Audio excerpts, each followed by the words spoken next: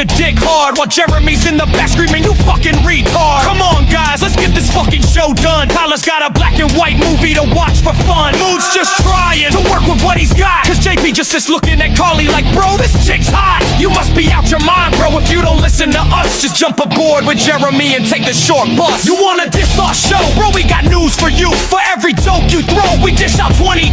That's not a shot at you, that's a shot of Moodz. 22 shots that'll make you black and blue. We're the 22 shot crew, ready to destroy your ears. Reviewing movies all day while we drinking beer. 22 shot crew, and we're here to stay, making horror history every fucking day. Moodz is a legend for fuck's sake. They say his dick is the size of Camp Crystal Lake, and we're all wondering how much of it Jeremy can take. You wanna hear my opinion, says JP as he rants, but we all love this motherfucking maxi can. Tyler spitting out info, every little speck, every single movie, there's nothing he can wreck. He's a god amongst men, yo, that's his flex. He loves horror, and that's a fact check. We the best and the rest, that's no contest. Do you feel that knife in your back digging out through your chest? You got your top 10 list, bro, we do that shit every year. You gotta take down notes, bro, we do that while drinking beer. You got a problem with us? Well, Moodz has got something to say. I'm from Canada. So before you get mad and hit that thumbs down, remember we will lyrically leave you like a clown that's down. So don't frown, we record everything that may occur. So buckle up, fuckers. Texas Chainsaw Massacre. You think you got enough to prove we're kings of underground horror things? We'll flip you the middle finger while we take our swings. There's no drug in the world that can cure those things. Our show keeps getting better, we're ahead by far. You can listen to us while you dumping bodies in the backseat of your car. So fuck you if you don't know who we are. It's the only horror show that will forever last. So if you think we're sick, then whip out your dick and listen to 22 shots. A Moodz and Horror Podcast.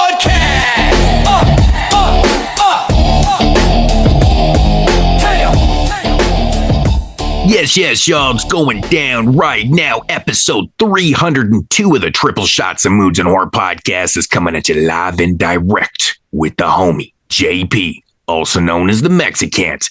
And of course, we got Mr. No Fact Checks, Tyler, also known as Mr. Saucedo. And I be your host, the real toxic offender, Moodz. Yeah. What's going on, my dudes? Yo. Oh, you know. You're going to have to start putting the real in front of the toxic offender from now on. Because somebody copied you. Man, isn't that crazy? So I'm just like sitting there one day and I get this like message saying that this person started following me on Letterboxd and his name was a toxic offender. I'm like, bro, come on. As well. I'm like, come on, bro. Like, that's ridiculous. That's me. It's clearly a listener that thought it was funny. I know. I mean, I don't care. I think it's kind of funny. It's almost as funny as the one where it was the Moodz 161. That one cracked me up back in the day. I was like, bro, come on, man. So that was on YouTube, though. By the way, I do have one housekeeping thing I want to get out of the way so I don't forget. I kept getting comments on our podcast on Spotify saying like, upload episode 300. And I'm like, dude, do people just not look? I uploaded it literally like weeks ago at this point. And then I go look and I'm like, damn, the stats still haven't updated on this, because I told you sometimes the stats don't update like right away. And it said we had listens, but it didn't say any downloads or any they break it down into plays, streams, and downloads. I don't know what the fuck the difference is between plays and streams is. But either way, I'm looking and I'm like, okay, something's wrong with this. So I was like, okay, let me try to unpublish it and republish it. So I did that. And I pulled up Spotify and it still wasn't showing up in the Spotify feed. So then I am like, okay, let me just completely re-upload it, because it was a pretty big file. So I'm like, maybe the file just got messed up while uploading. Upload it again, still isn't working. I look through all like frequently asked questions and stuff, can't figure anything out. Eventually, after some Googling, I found out that the maximum length for a podcast you can upload on Spotify is 12 hours. But it doesn't tell you anything. Like if you upload it anyway and it's over 12, it doesn't say like, oh, this like error or like flag it or something. It just looks like it's uploaded. It looks exactly like any other show. What kind of shit is that? So I basically had to take the 2 pieces that you sent me Mm-hmm. and upload them individually as episode 300 part 1 and part 2.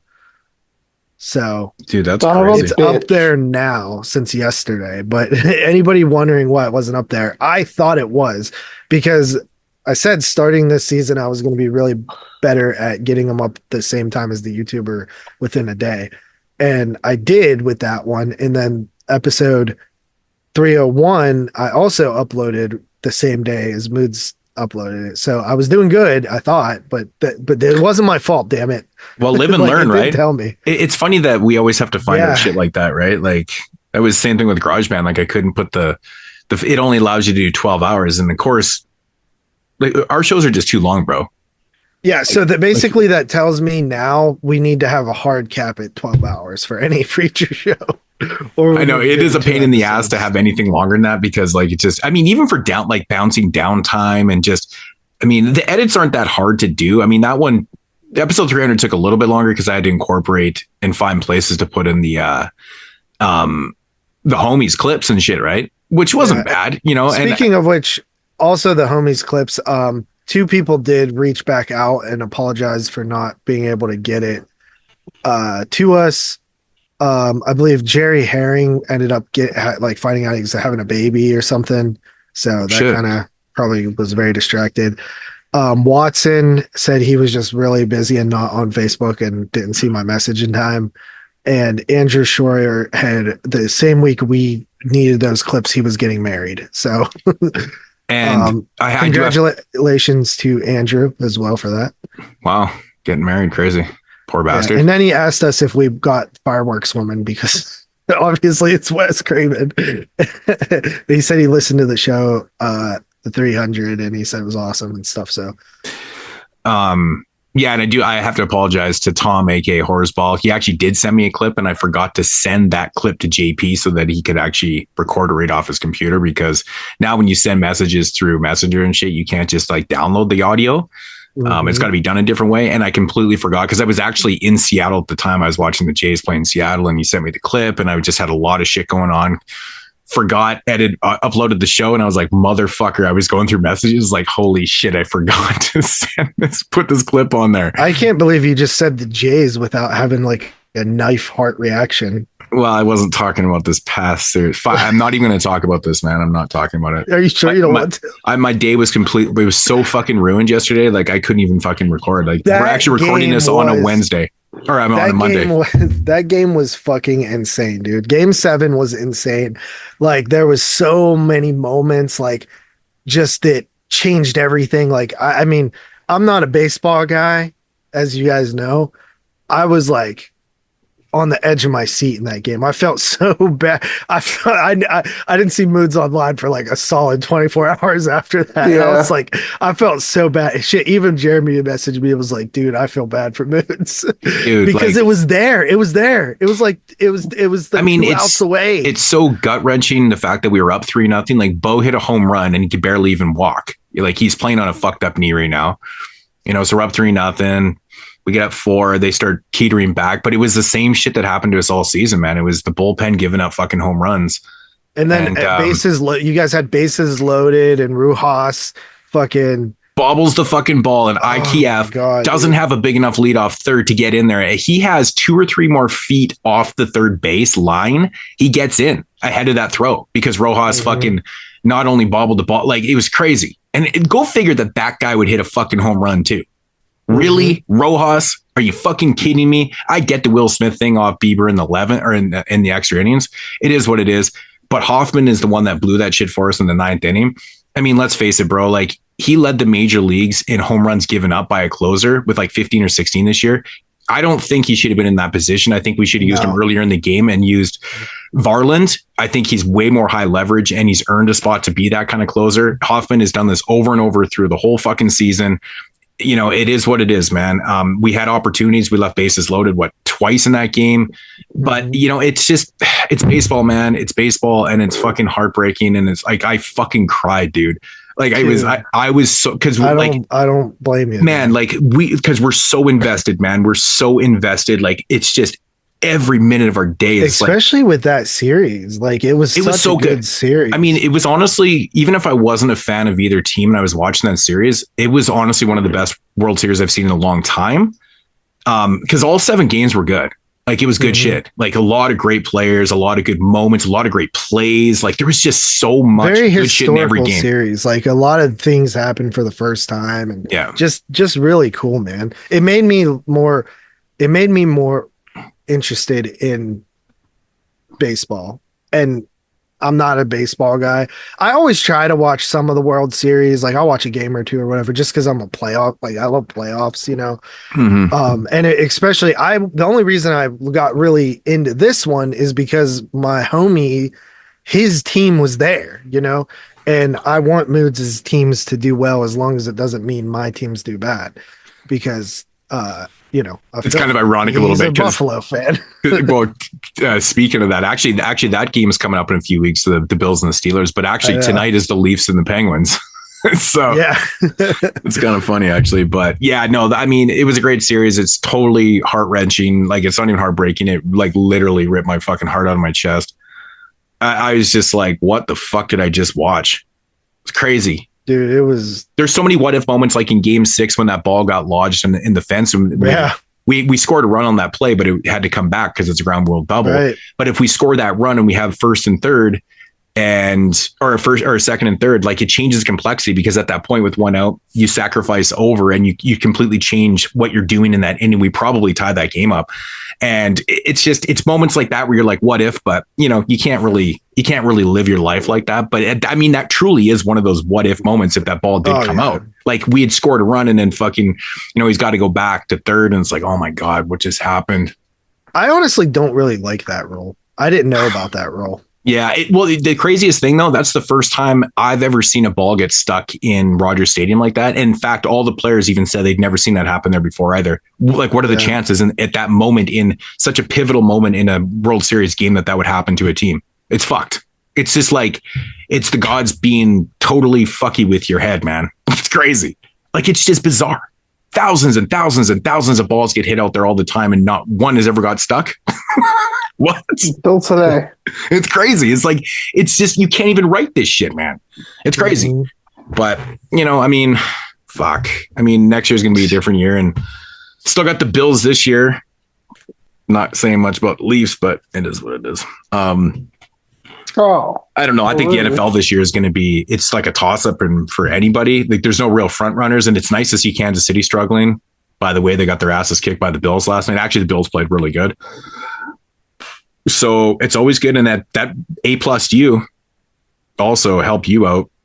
Mm-hmm. So yeah, I mean, my team is a fucking mess right now. Like we should be, like we were in prime position to do amazing things. I mean, losing to Cincinnati was rough. Losing to Green Bay was rough, especially we were up 9 points going into half. I don't know what the fuck is going on with our defense. The highest paid defense in the NFL, and arguably one of the worst defenses in the NFL. Yeah, I just don't get it. It's super shocking. Crazy how not good they're playing right now. It is crazy to me, considering the you know, the Steelers have built their team around defense. I mean, they've always been such a defensive team. It's interesting to see them struggling so much with the guys that they have, but right. Well, I will say we had 6 takeaways against the Colts, which is pretty impressive, because they only had like 5 all year or something. Well, the Colts, honestly, dude, like they were rolling. They were fucking rolling, man. Like they kind of hit a wall there, but that's good.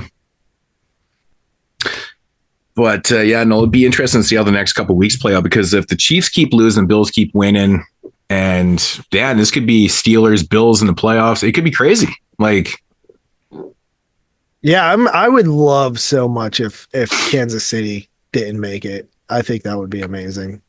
I mean, they got an uphill climb right now, dude. Like they're got 4 losses. They're a couple games behind Denver right now. And Denver's playing good. And that's 7-2 or something. Yeah, and they're playing good though. Like they're actually playing good, and it's crazy. They're already like the Chiefs are in a rough spot right now.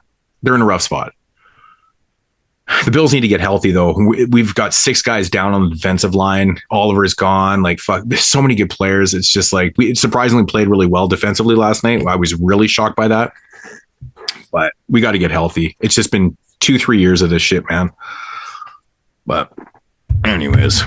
Is Mahomes playing like shit? Because I'm like, so happy. He started off rough, but he's playing. I think he didn't play bad last night. The Bills got to him a little bit. You know, they rushed him a little bit, but the D stayed back and made some plays when they needed to make the plays. So that always helps. But Mahomes is dangerous, even when he's scrambling. You know, he's not the Mahomes of 6 years ago, but he's still dangerous as fuck.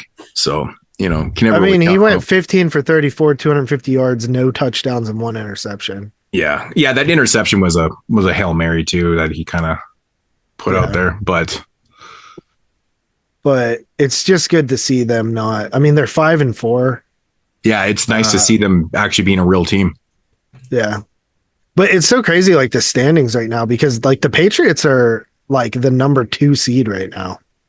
Yeah, I can't see them beating the Bills again. They weren't supposed to because now we know what to expect from this guy. They weren't supposed to win 9 games. What's happening? There's no way. There's no way Diggs is running around. What happened, Tyler, win this many games? Is this fucking Drake May kid ended up being a good fucking quarterback? Yeah, nobody knew what to expect. Everyone kind of thought he was going to be kind of average, but now he's actually kind of the real deal. But he's also got the hot-handed Diggs right now, who's running circles around fucking teams and catching everything. So, but that's all you need in the NFL, man. You need a fucking hot quarterback with a hot receiver. You can't stop him. You can't stop him. They broke into the vault. And they I mean, that win against them that we got looks really good right now. They said we need a new hero to throw the ball. If you look at us, we actually beat the 2 of the top teams in the NFL right now, in the Colts, who were number 1 and still number 1, and the Patriots, who are number 2 in the AFC. Well, you're not going to beat the other one in a couple weeks and play the Bills, but I don't know, bro. We might. This might be our year. We get you. Yeah, you lost to the Patriots. Dude, we own the Chiefs in the regular season, man. Too bad the playoffs are a totally different fucking I know. conundrum. What is it, 5 wins in a row in the regular season? Yeah, we're 5-1 in the last 6 meetings. Yeah, 0-4 in the playoffs. It's like, what the fuck what is that? What is that? It's crazy. The clutchness. And honestly, some of the wins that we've had against the Chiefs in the regular season have been quite big margins. Like, they're not even that close at games.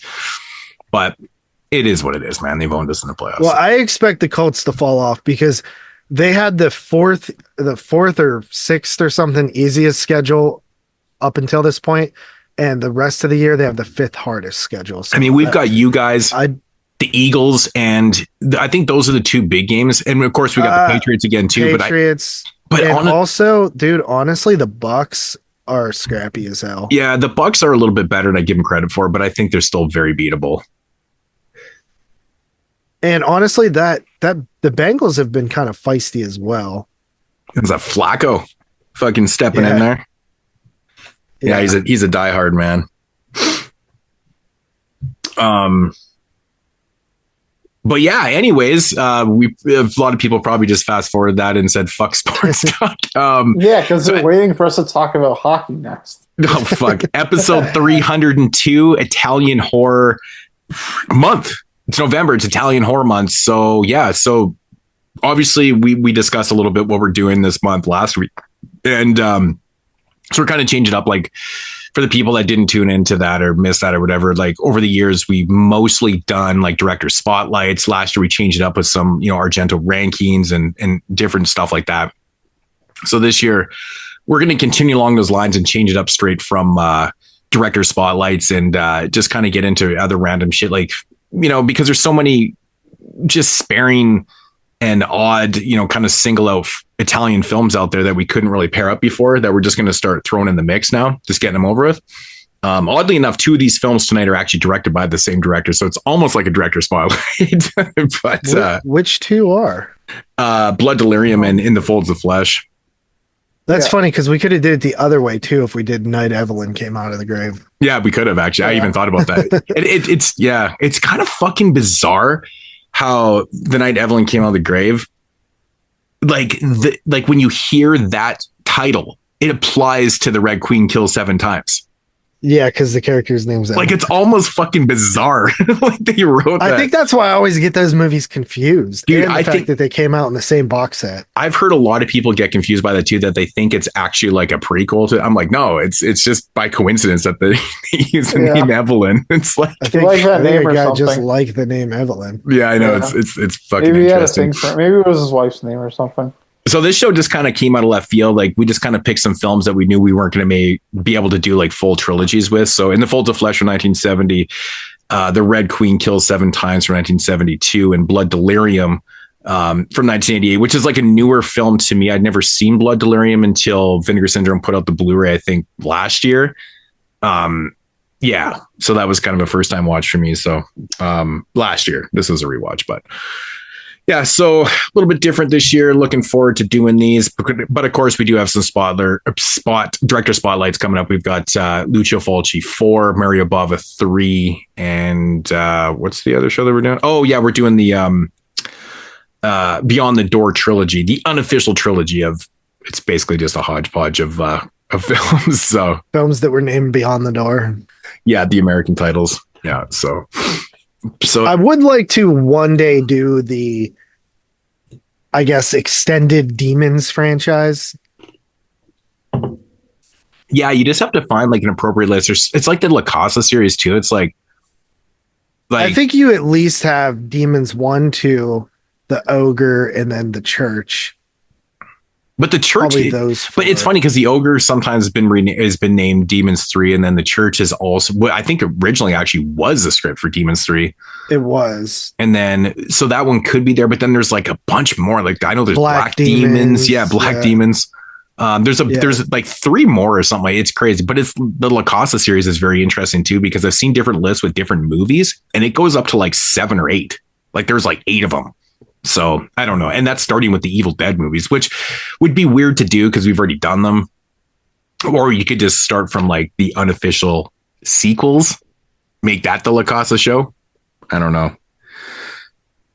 But there's some fun ones in there. But actually we've actually covered a bunch of La Casa movies in and Director Spotlights. Demons movies, honestly. We've done 3 of those. Yeah. So it's kind of pointless to do. We've done the majority of the films that are even involved in all those things. So There's just not a lot of Italian franchises.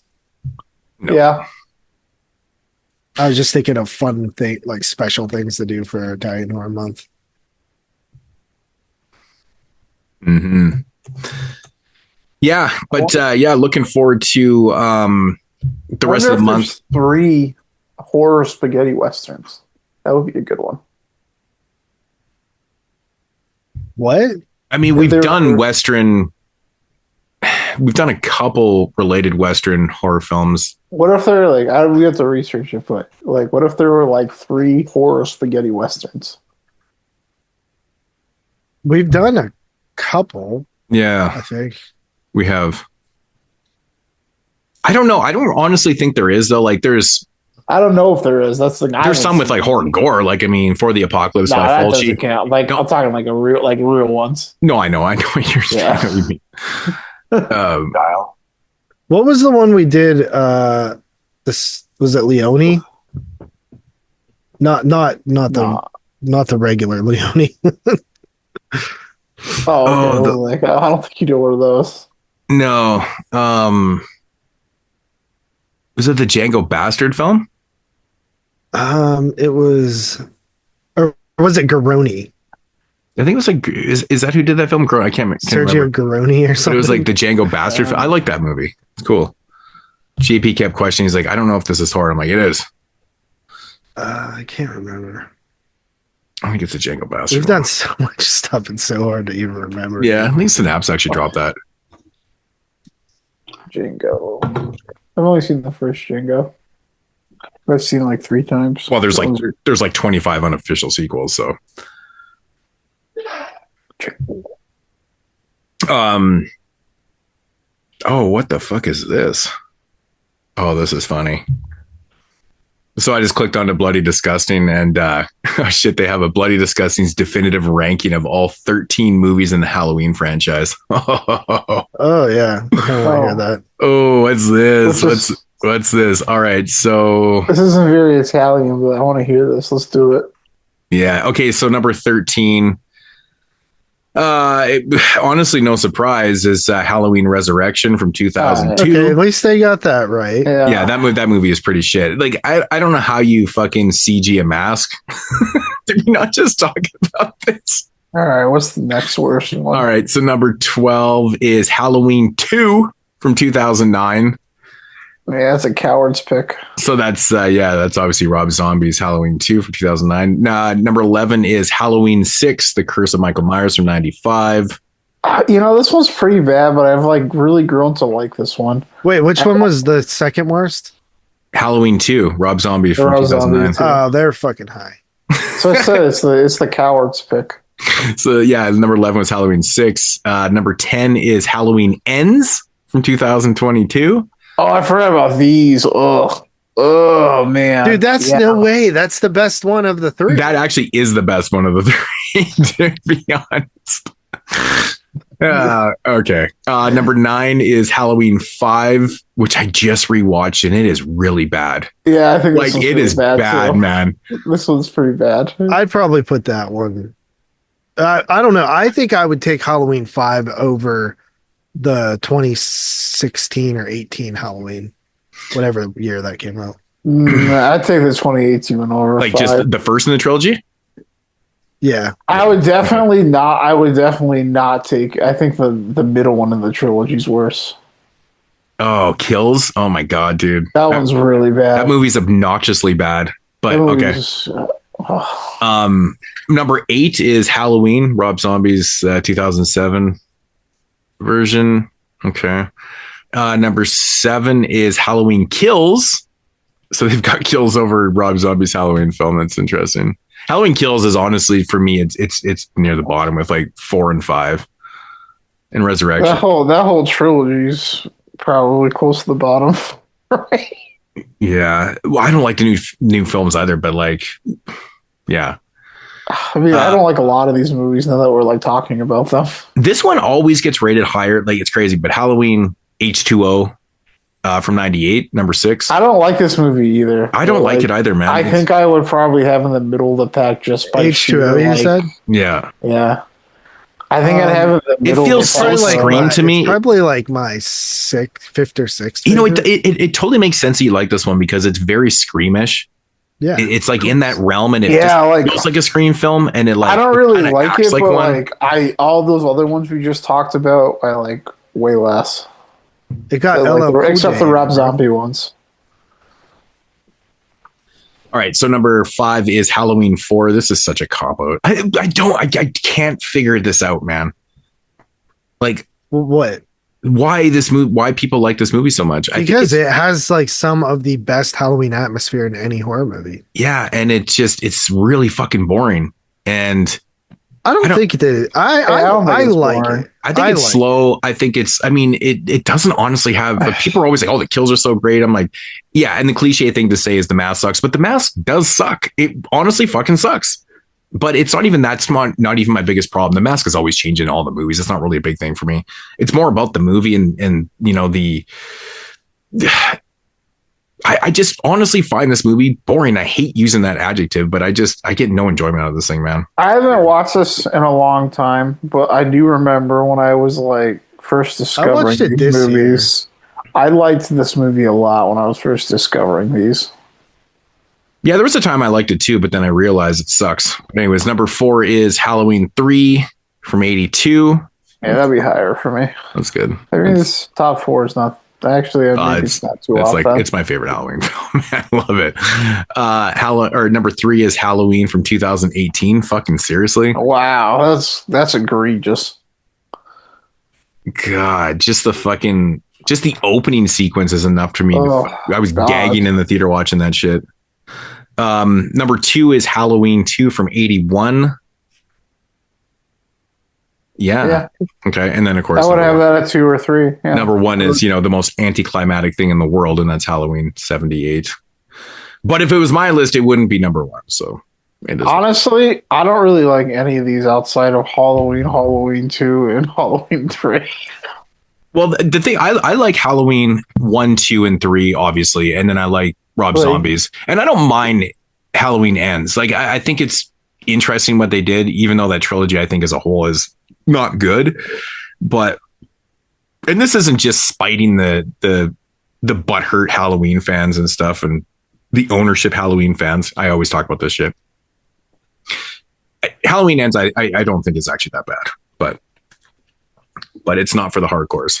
So anyways, that was interesting that they did a definitive ranking. I love how it says definitive ranking. Our opinion matters, not yours. Yep. Good shit. Yeah. I'm surprised I haven't seen that list on here before. It's bloody disgusting, It's like Halloween. Yeah. Interesting. Yeah. Is there what's coming to theaters here soon? Did the new Del Toro Frankenstein come out this week? I think it did. I haven't been in theaters in forever. I'm like dude, I felt so hard this year, keeping up. I think at the beginning of the year I wanted to see break my record, but once my job changed, dude, that just went so on the back burner. Yeah. Is that coming to the theaters, or is that the one going to? That's not the one going to Netflix, right?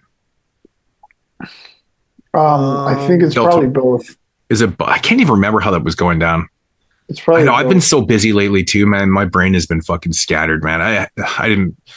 But then again, I have been looking to see what's going to be dropping. My theater's not getting anything.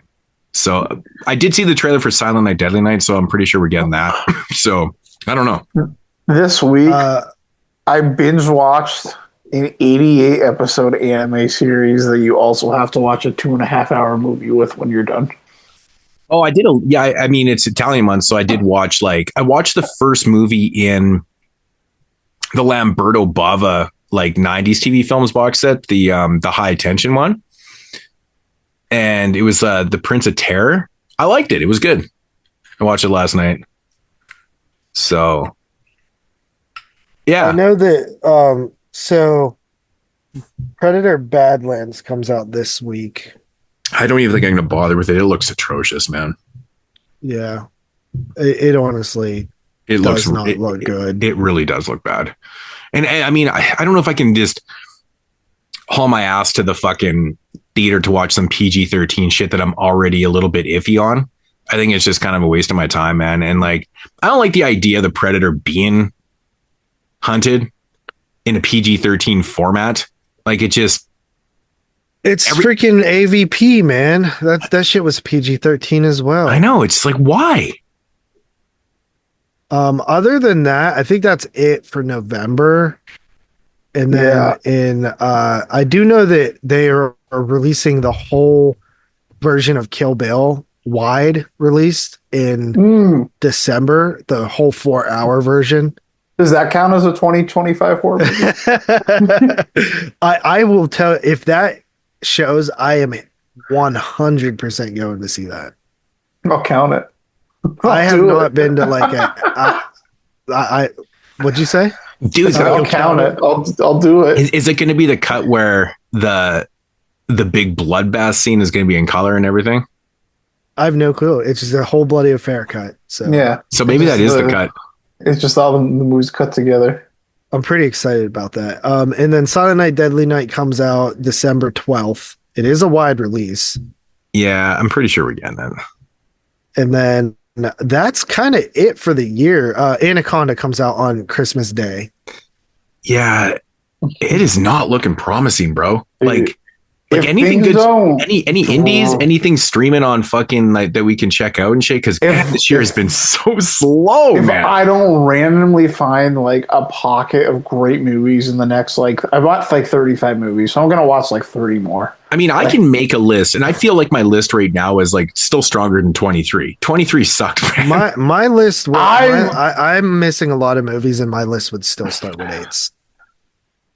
So. Man, I seen someone's list. If things don't drastically change, I see my list going in a very deterministic direction, and I'm going to get dragged if it does. Oh God! Stop leaning towards the horror Jason films that are completely not horror. I'm sure there's enough out there that you can make an actual horror list. So there's like 2 horror movies that this year that I'm like, yeah, that would make my list for sure. Yeah, I mean, I honestly, I am not as down on this year as you guys. Like, I mean, I've seen some great stuff. Like, I like it. I mean, to be fair, most of the stuff I've liked 45 has been in the theater lately this year. I've basically only seen theater. That's why. Yeah, I mean, half of mine is theater too. It's crazy, and I passed on a few. Fuck. There's like a bunch of big movies that I haven't seen a lot. Like, I'm still missing. Walk. Yeah, that's a no shot movie for me. Really? You didn't like it? No, I didn't like Which it one? very much. The Long Walk. Yeah, it's not list worthy. Damn, that's disappointing. But then again, I really liked Weapons was good. Yeah, Weapons was good. Weapons was good. I saw a list the other day, and I mean, fucking Sinners came out this year, bro. So it's funny you mentioned that. So I saw a list the other day, and it was I don't even know how I came across it. I wasn't even trying to search 2025 list or whatever, and I end up seeing this list of like someone's top. I think it was a 20 or 25. I can't even remember. And he had like. Yeah, no, it was a ranking of the movies that he watched this year from 25. And there was like, 25 or 30 films. And Sinners, VHS Halloween, and there's another one that were right at the bottom of his list. I was like, bottom isn't bad. Yeah. Like they were like the lowest ranked ones of the, like he gave it like a fucking, they were like 2s out of 5s or something like that. I was like, Jesus Christ, man. I still need to see. I still need to see like stuff like Together, The Long Walk, Until Dawn, The New Frankenstein, Him, which I heard not so good. I've seen all those except for the Frankenstein. It's fun, but it's like never a movie that would be close to my list. But I did like Him. Good Boy is another one. Yeah, I don't see that. There's still a lot I haven't seen. Keeper, that's the new. I don't think that's out yet. Yeah, I'm hoping that I get that too because that looked interesting. I still got a lot to see. Still like The Monkey. My friend saw Bago. Yeah, Monkey's good. It's not a horror movie, so. Yeah, I liked him, but I like the idea of that movie, but the execution of it, man, kind of was a little bit nauseating and a little bit like. It had that like spastic like. I don't know what you call it, but I call it Gen Z editing, where it's just it's kind of like it almost feels like it's over stylized in itself for such a simple, obnoxious for such a simple story that they really tried to like make it seem like it wasn't as simple as it was by like almost frying your brain with flash photography. Yeah, I mean, it's like, hey, we'll give these guys a seizure, and they'll forget how simple this narrative is. My big problem with the movie is I think the concept was really cool. Like, I think the concept was so fucking cool. Yeah. And I think I wanted to like it more because of that, but it plays it off like it's supposed to be some sort of mystery, and it's incredibly fucking obvious what's going on, like the entire movie, and it just pretends it's a mystery. That's what I was confused about. Minutes. That's what I was confused about watching the movie. I'm like, is this supposed to be a mystery? Because if it is, this is really and bad. It's just like it pretends it's a mystery for like 45 minutes. But it doesn't even make sense because it's obvious what's going on. Like, I felt like, and I literally questioned that to myself. I'm like, if they're trying to make this a mystery, this is really bad. But if they're not, I'm fine with that. But if they are trying to make it a mystery, which is, it's bad that we're even talking about this right now because we're discussing if it was supposed to be a mystery or not. It's probably not a good thing. If they weren't supposed to make it a mystery, like what was the movie doing for like the entire middle section of the movie? Just flapping his dick around? Like what was the purpose of any of this stuff going on? Yeah, exactly. Exactly. Well, because it goes into the exact same place you expect it to go. Like it does. Like I don't understand. That's what I mean. It's incredibly obvious. It's like that. It's like it's cool. Like it's a cool concept, but you're not. It's just there was not enough content like to get us here. Mm-hmm. Yeah, I agree, man. It's kind of a miss. It definitely is kind of a miss. Like it just sucks because I thought it was really cool because you just don't see a lot of movies based around sports and Yeah. more of the behind the scenes and stuff like that. And like, I still think that they were ripping on Tom Brady though in that movie. I kind of felt like he was supposed to be like a Tom Brady-esque character, but just the fact that he Definitely had one thought more that they were ring. doing that. He had the one more ring. Like there was just certain things within his story that I was like, okay, they're totally kind of ripping on Brady a little bit. There's almost like a meme that like Tom the Brady whole cheating thing. Yeah, it was like enough. It was pretty funny. It was funny to me actually. I was like, oh my god. Yeah, I kind of got that nod too. Yeah. Yeah. I mean, are people even remembering Companion right now in Hard Eyes? Because remember, like those movies came out, everyone's like, "Oh, this year's starting off so great, it's fucking awesome." Like I didn't even like either one of those. But so, now you know what, man, I don't know what the fuck. I can't get this shit. What? I was trying to bring the game up and it wasn't working. Well, Carlson just scored. I'll just let you know. Off of a pass from Crosby, I believe.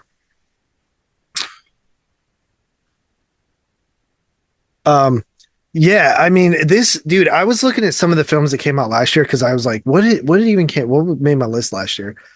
And I'm looking at these movies, I'm like, dude, that feels like so long ago. Like so much happened this year for me that it just like that like normally the year cruises by, but like this year I'm looking back, I'm like, holy shit, like that feels like forever ago, like those movies. Yeah, that's what I was saying about like Companion and Hard Eyes is like I kind of like I was just looking at my list. I'm like, holy shit, yeah, those were this year.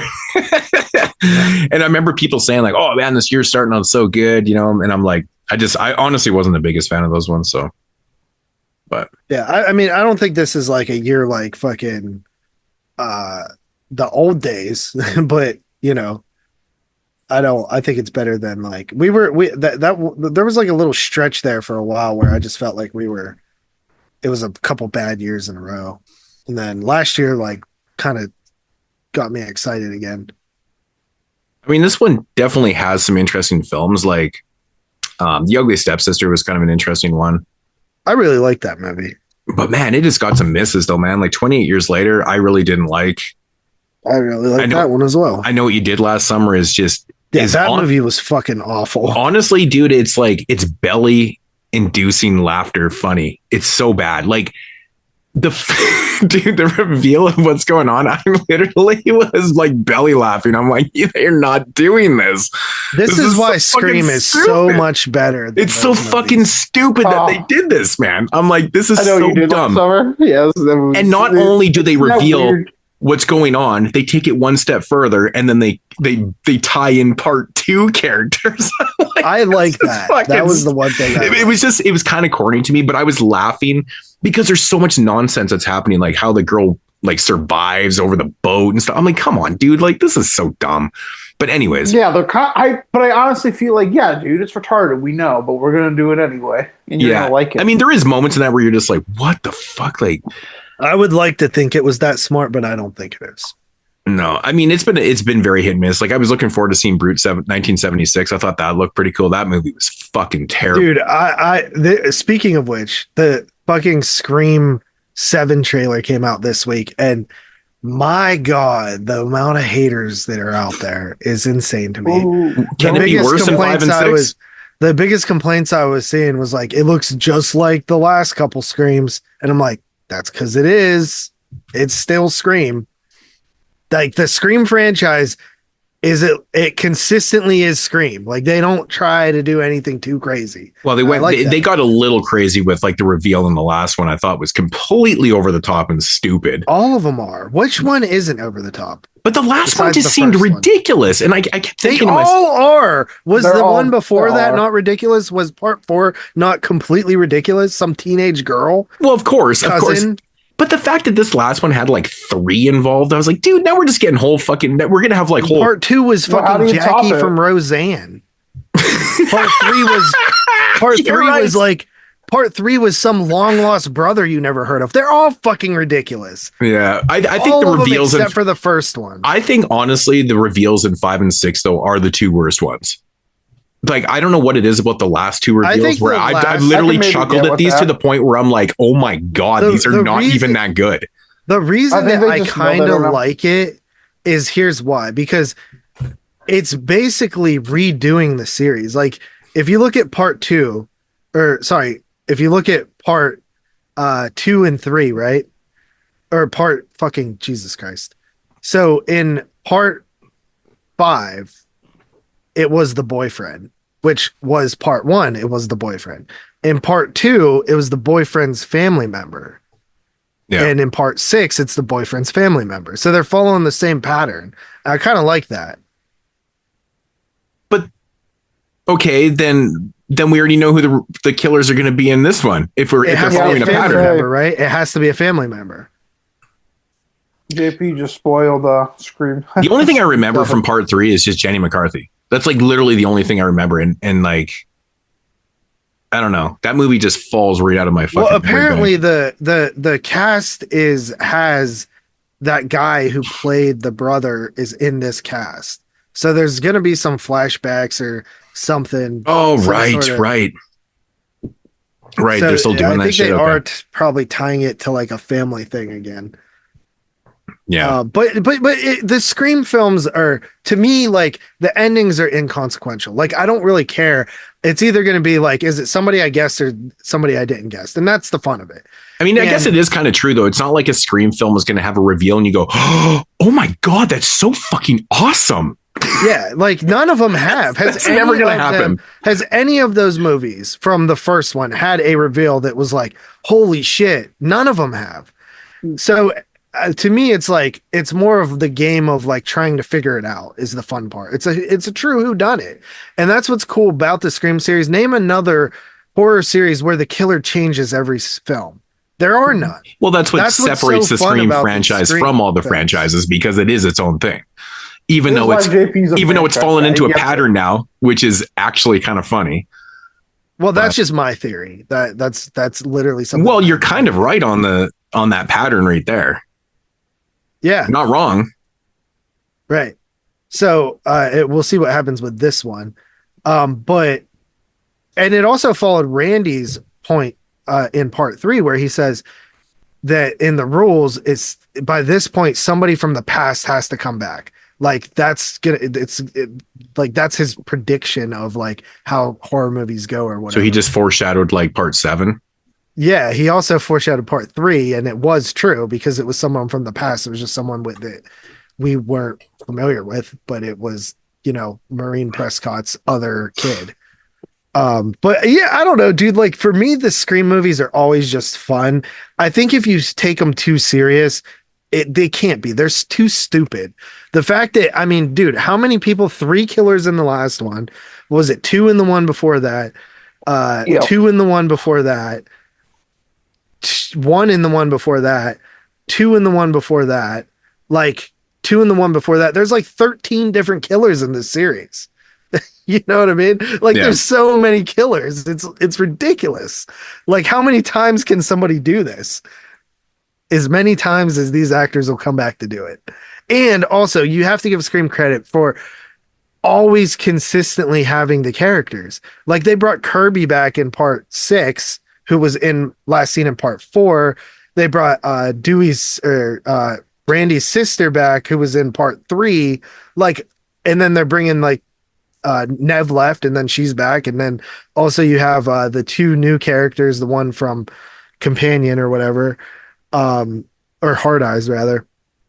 That kid's back again. So I give him credit for keeping, when so many series out there want to reboot and start fresh. And yeah, I mean, Halloween's been done over like 4 different times. Like I give Scream credit for sticking with the same storyline, and it's going to stop one day, and that day is going to be sad for me. So I'm going to enjoy it while we still got it. Well, I mean, you might as well, because we're not getting any more Friday the 13th or Nightmare on Elm Street. So might get more Chucky films. Look at that. We scored again. I know. Didn't you hear me say motherfucker? Because I finally found where the game was. I was trying to watch on Sportsnet. Damn, I must be really delayed. Yeah, so I text the wife. I'm like, why is it you not on the haven't scored here Sportsnet? either. It's on Prime right now. So I had to turn on my Amazon Prime account. I'm like, this fucking game is on Prime. Is this game in Toronto? Yeah. That's why we're and it's a prime game. They only get like a couple games a year, even though we're closer. So I usually just watch on Sportsnet if we're recording or whatever. But yeah, man, it's on fucking Prime. So I'm like, bonus. I didn't have to fuck around with Pittsburgh Sportsnet. just scored now for me. Wow. Oh shit! Yeah, you guys are way behind. I've already watched the replay 4 times. Who was it that scored now? Well, does that count? It doesn't even look like it's going to count. Yeah, it looked like it was challenging it right away. I think that was high. Anyways, yeah. Who scored the first goal? Was it Brian Russell? Carlson. Fuck. So what are your guys' plans for Italian? Are you guys going to just get down and watch a bunch of fucking films that are, you know, house favorites, or are you going to get down and watch some shit that you need to catch up on? Like I said last night, I broke into that High Tension Lamberto Bava box set and watched the first film. I thought it was pretty good. It was good. It was basically, the film was cool because it's like, these were all made for TV films, right? Which were obviously deemed too violent, blah, blah, blah. So the storyline in the film is, it's about this horror movie director that gets the writer of the film fired.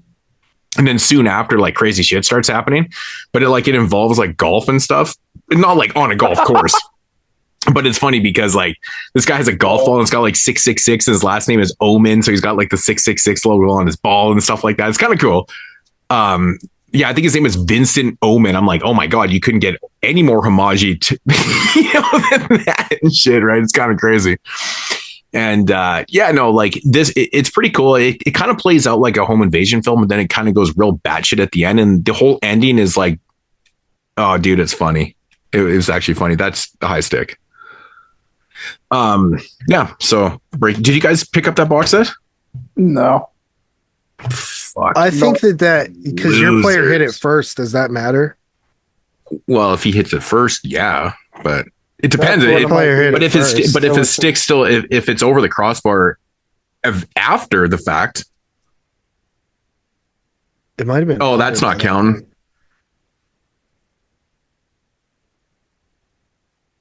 I guess it did count. Yeah, your player hits it, and our player doesn't even hit it. I don't think he doesn't. That's what happened. It went off of your guy and the Pittsburgh. Is that Kindle kid is fucking 18 years old? He was. I know, dude. Imagine. That's what I would say is so funny. Imagine like being this kid that grew up and like as a little kid you saw like Crosby and Malkin dominating the NHL, and now you're fucking 18 years old. You're on their team. It's crazy. He was born in 2007, dude. Yeah, that's fucking wild. Well, I mean, Crosby was 18 in the league and he was playing with guys too, right? Mm-hmm. But being 18 in the NHL now is fucking wild. It's just funny because Crosby and Malkin and Letang were playing before he was born. Yeah. That's what's crazy about it. Yeah, and they're all still in the same team. That's pretty crazy. Yeah. Or the year the Bruins won the Cup in 2011, there's a stat like that too, that like Mark Recchi scored his 100th career NHL 3 days after Tyler Seguin was born, and they were like on the same team. It's so wild. But yeah, no, to answer your question, man, honestly, dude, like last year I went really hard with Italian Horror Month because we had all those special shows and then we were doing like a whole ranking. So I revisited every Argento movie. And then I also did, a bunch of just other random watches. So this year I've kind of just, what I plan to do is just throw something Italian on. Like last night I watched Bird with the Crystal Plumage. Just picked random one on Shudder, even though I have a fucking 4K. You're so fucking lazy, man. I can't do that, bro. Like if I have the disc sitting around, I'll pop it on. Especially the 4K. I'm so weird, dude. Like I will, like if I'm already laying down, it's like I ain't getting up and putting that in. I'll just watch it on Shudder. I will if I own a DVD and then there's like a high def transfer like on Shudder or something. Of course I'll do that. For sure. But yeah, no, I mean, I've got a bunch of shit I need to catch up on, man. Not catch up. I bought a lot of stuff this year that we've been kind of blessed with in the physical media of golden age collecting that we're in right now with so many great releases from like Severin and other companies, but I am still dropping Italian gems on Severin, dude. I don't have any of those Dance Macabre sets. Oh, I got all of them, dude. I don't have any of the. I don't have any of the new box sets in the last 2 years, except for all the Haunts too. I'm like a box set whore. When box sets get announced, I'm like, I need that. Well, I mean, I pass on the odd one because I'm just like that new Emmanuel one from Severn. I probably won't be grabbing. I really don't have a lot of interest in those films, to be honest. It's not really my thing.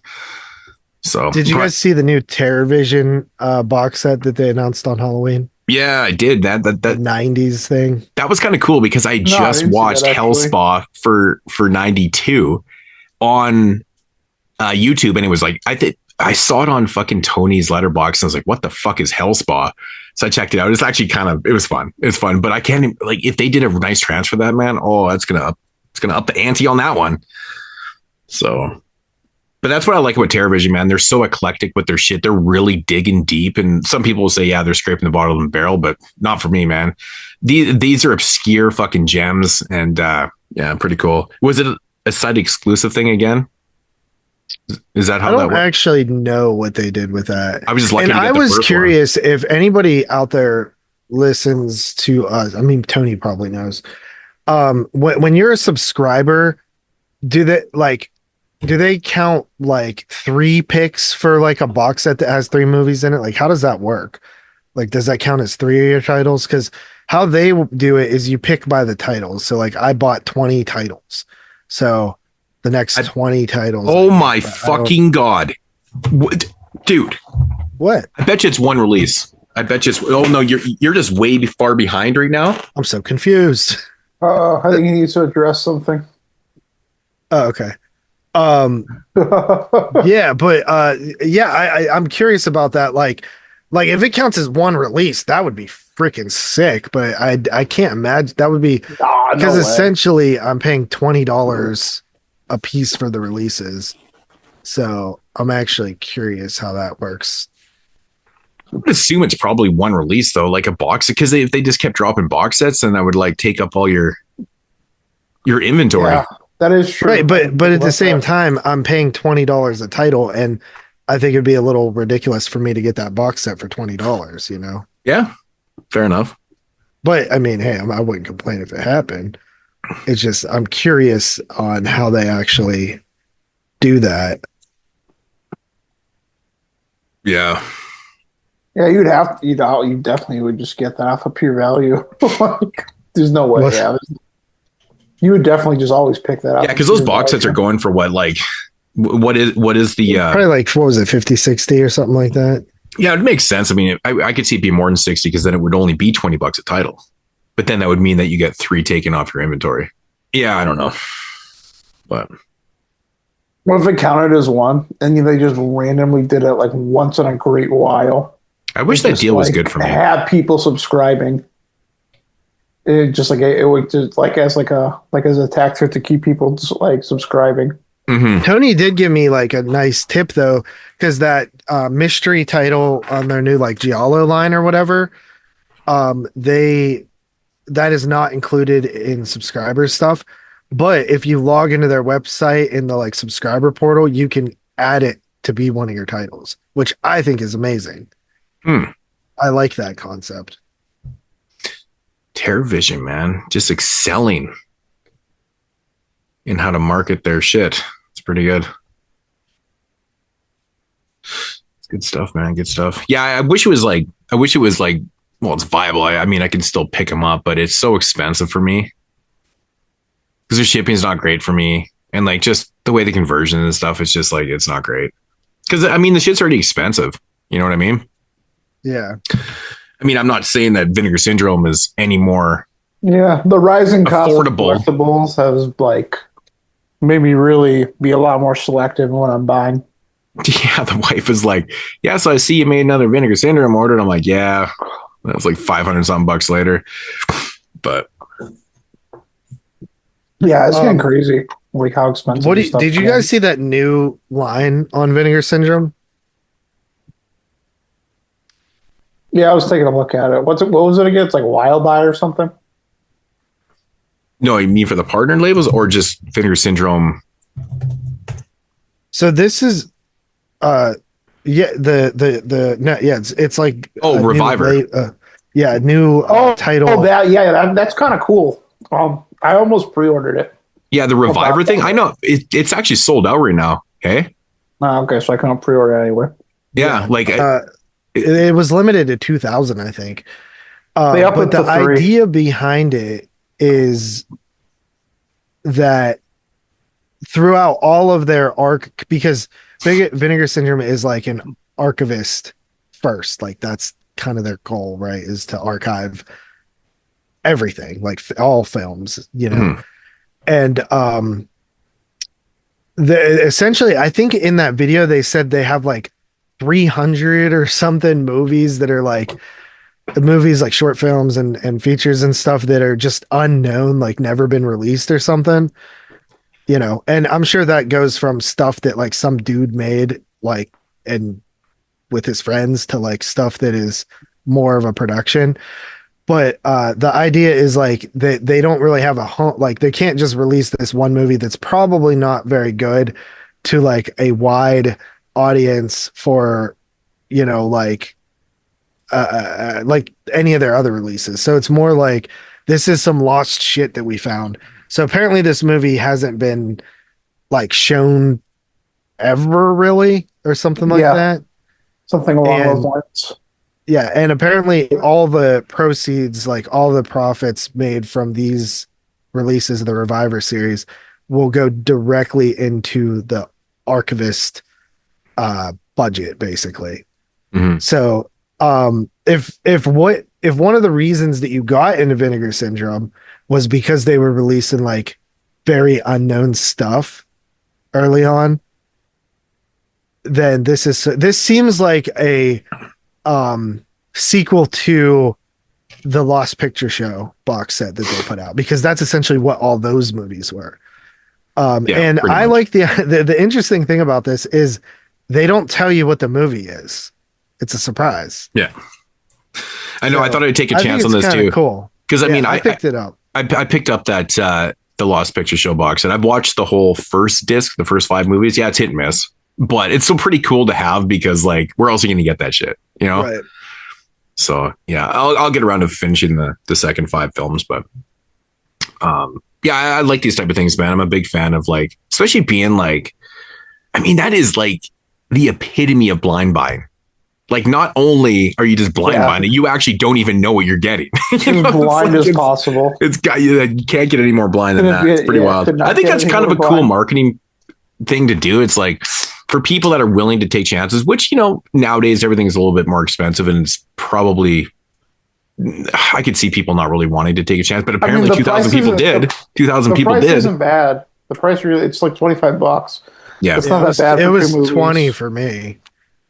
Yeah, for non-subs it's 25, so it's not that bad. Yeah, I thought the price, and that's actually why I added it too, because I was like, yeah, I didn't grab the whole package because I didn't want the Cinematograph title, and which I actually don't even mind that movie. But I honestly like that movie. It's like, I'm gonna wait before I buy it though. I'm gonna wait till the end. Yeah, I don't want. I'm kind of done with the whole fucking line. So, but yeah, it's not a movie like I'm like ready to fork over. Like, you know, it's crazy to think that like Vinegar Syndrome has 9 sub labels now. Yeah, so 10 total with their obviously Vinegar Syndrome label. It's crazy. Yeah, pretty crazy. Yeah, that's pretty nuts. I don't think I have any of the DistroPic ones. I think I have 2.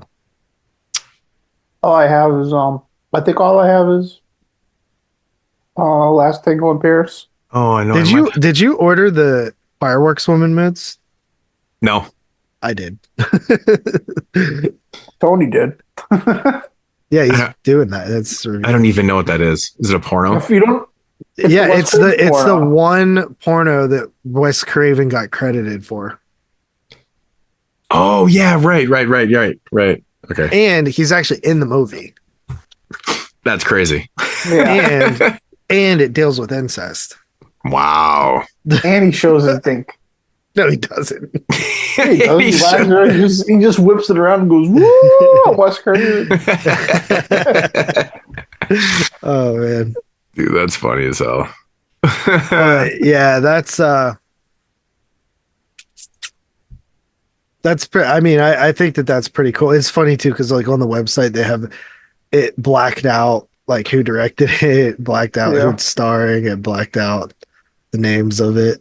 Right. Yeah, I saw that. I was like, what the fuck is this about? Yeah, no, I thought about it. It's cool. I didn't bite on it though. All I did was pre-order the Pinky set. I do got to give a little bit of hate on the Pinky set though, because there was supposed to be a discount code that came with that because of our first set that was delayed. Yeah. And it wouldn't work for like anybody. But if you were a subscriber, you had to type in a different code, but they didn't say that anywhere that I could see. Yeah, I think they said, or they sent me an email with a code or whatever, but I forgot to even use it. It's like, fuck. It was like $6 off. Yeah, I ended up getting it to work before I placed the order. Once I figured out that you had to put -sub. I know. I mentioned you guys. I heard you guys mention it. And I Yeah, was like, oh, they shit. did the shit on purpose to just like get people to buy the second set. They knew it. Fuckers. Is it just 2 films in that second one? Yeah, that's why it's a little cheaper. Which the one I've seen before, Love minus 0 equals infinity. Oh yeah, I have not. I don't think I've seen that, but I recognize that title. I think that made Dave's Parker's top 10 list of 94. Nice. Right. So this is a 92. Ooh, and a That's where I 94 recognize film. the title from. Okay. The other one is a 92 film, which I assume none of us watched. No. I don't even know these are horror movies, honestly. I mean, they might not even be, but you know. Well, Yeah. the Love Minus one is. I've watched that before. It's kind of cool. Honestly, Tyler would probably really like it. Sounds like something I would like. Especially because it's Asian. Yeah. I think it's like sort of like dystopian or not, maybe not dystopian. Yeah, maybe it was dystopian. I can't remember. Dystopian. But yeah, I'm digging the new sublines, the 2 new sublines, Pink Line and the Reviver line. Well, I don't know what I got. Yeah, yet, I love me some the Pinky films. concept. So I'm pretty stoked on that. But anyways, you guys want to get into some Italian horror? Yes, sir. Alrighty, so that's going to conclude the intro. We'll be back here momentarily with some Italian horror. Yeah.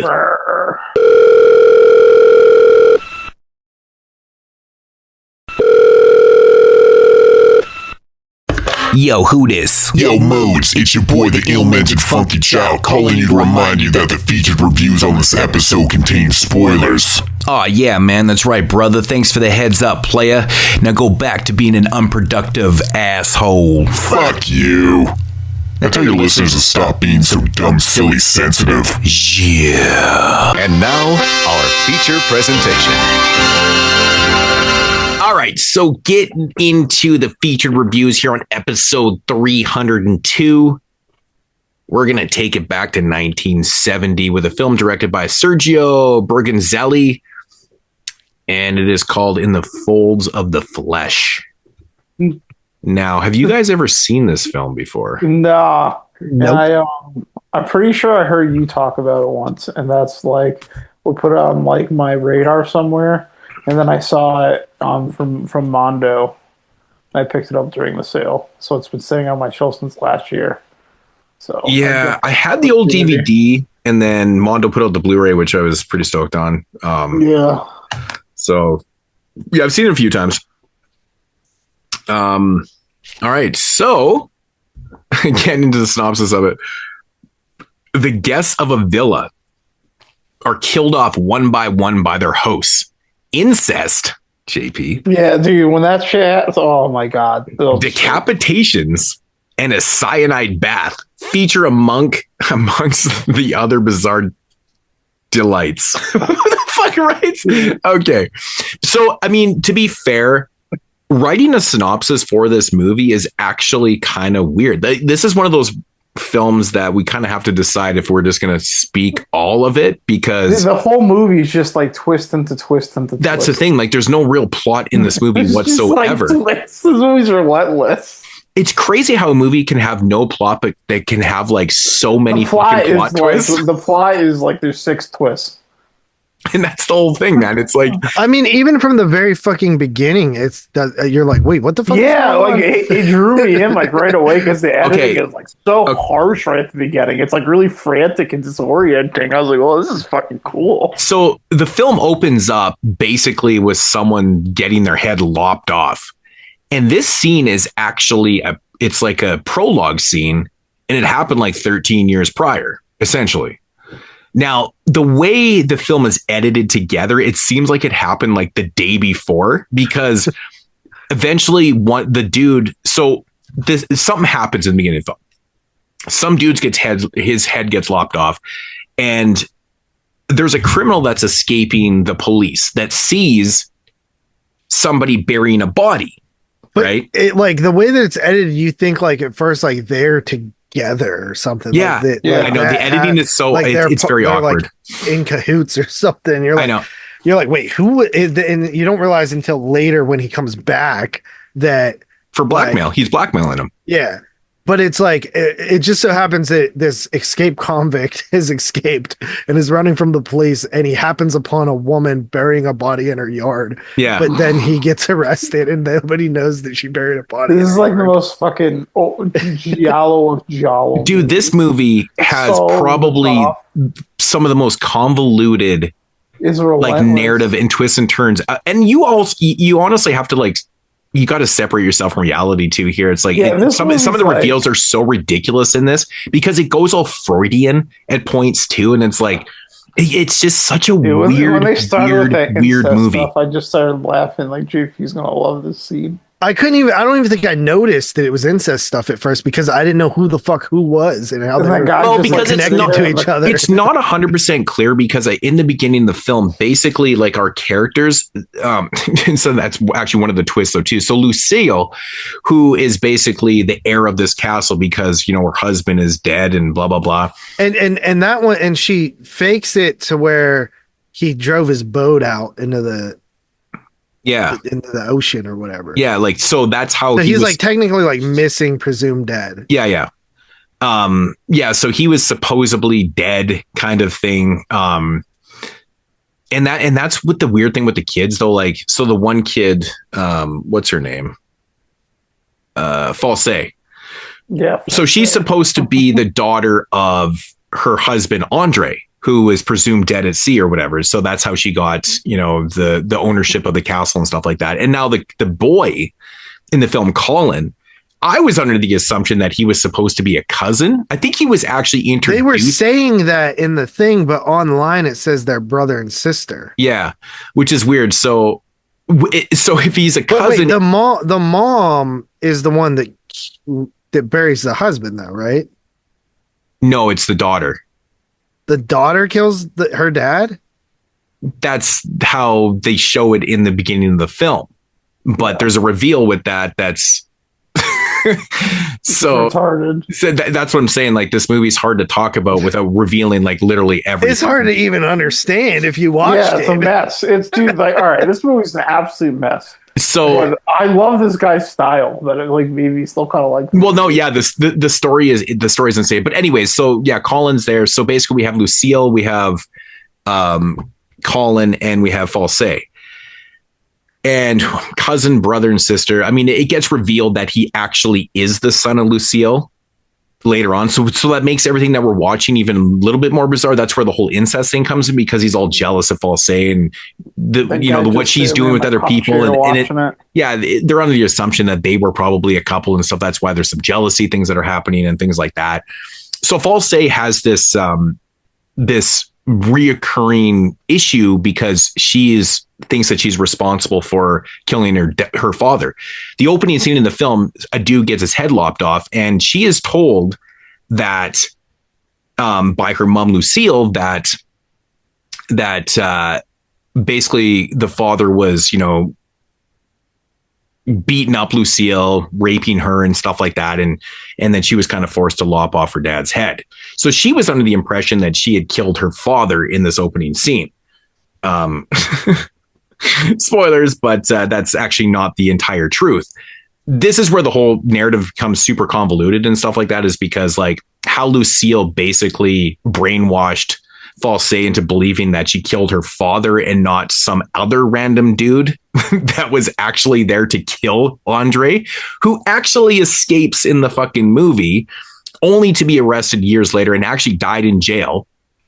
So, yeah. So Lucille never, she didn't even know that, really. It's revealed in the end of the film. But this is like such a weird film because basically what we have Lucille, False and Colin, and basically people show up at this villa only to get dead.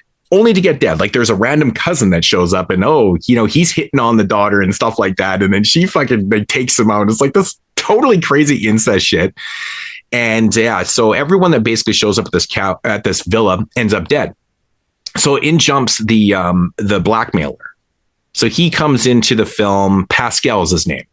So he's the guy from the opening scene, the prelude scene, or the prologue scene, who caught them burying a body. And he comes back 13 years later. This is 13 years later because he wants some fucking money. He wants something out of this because he knows what they did.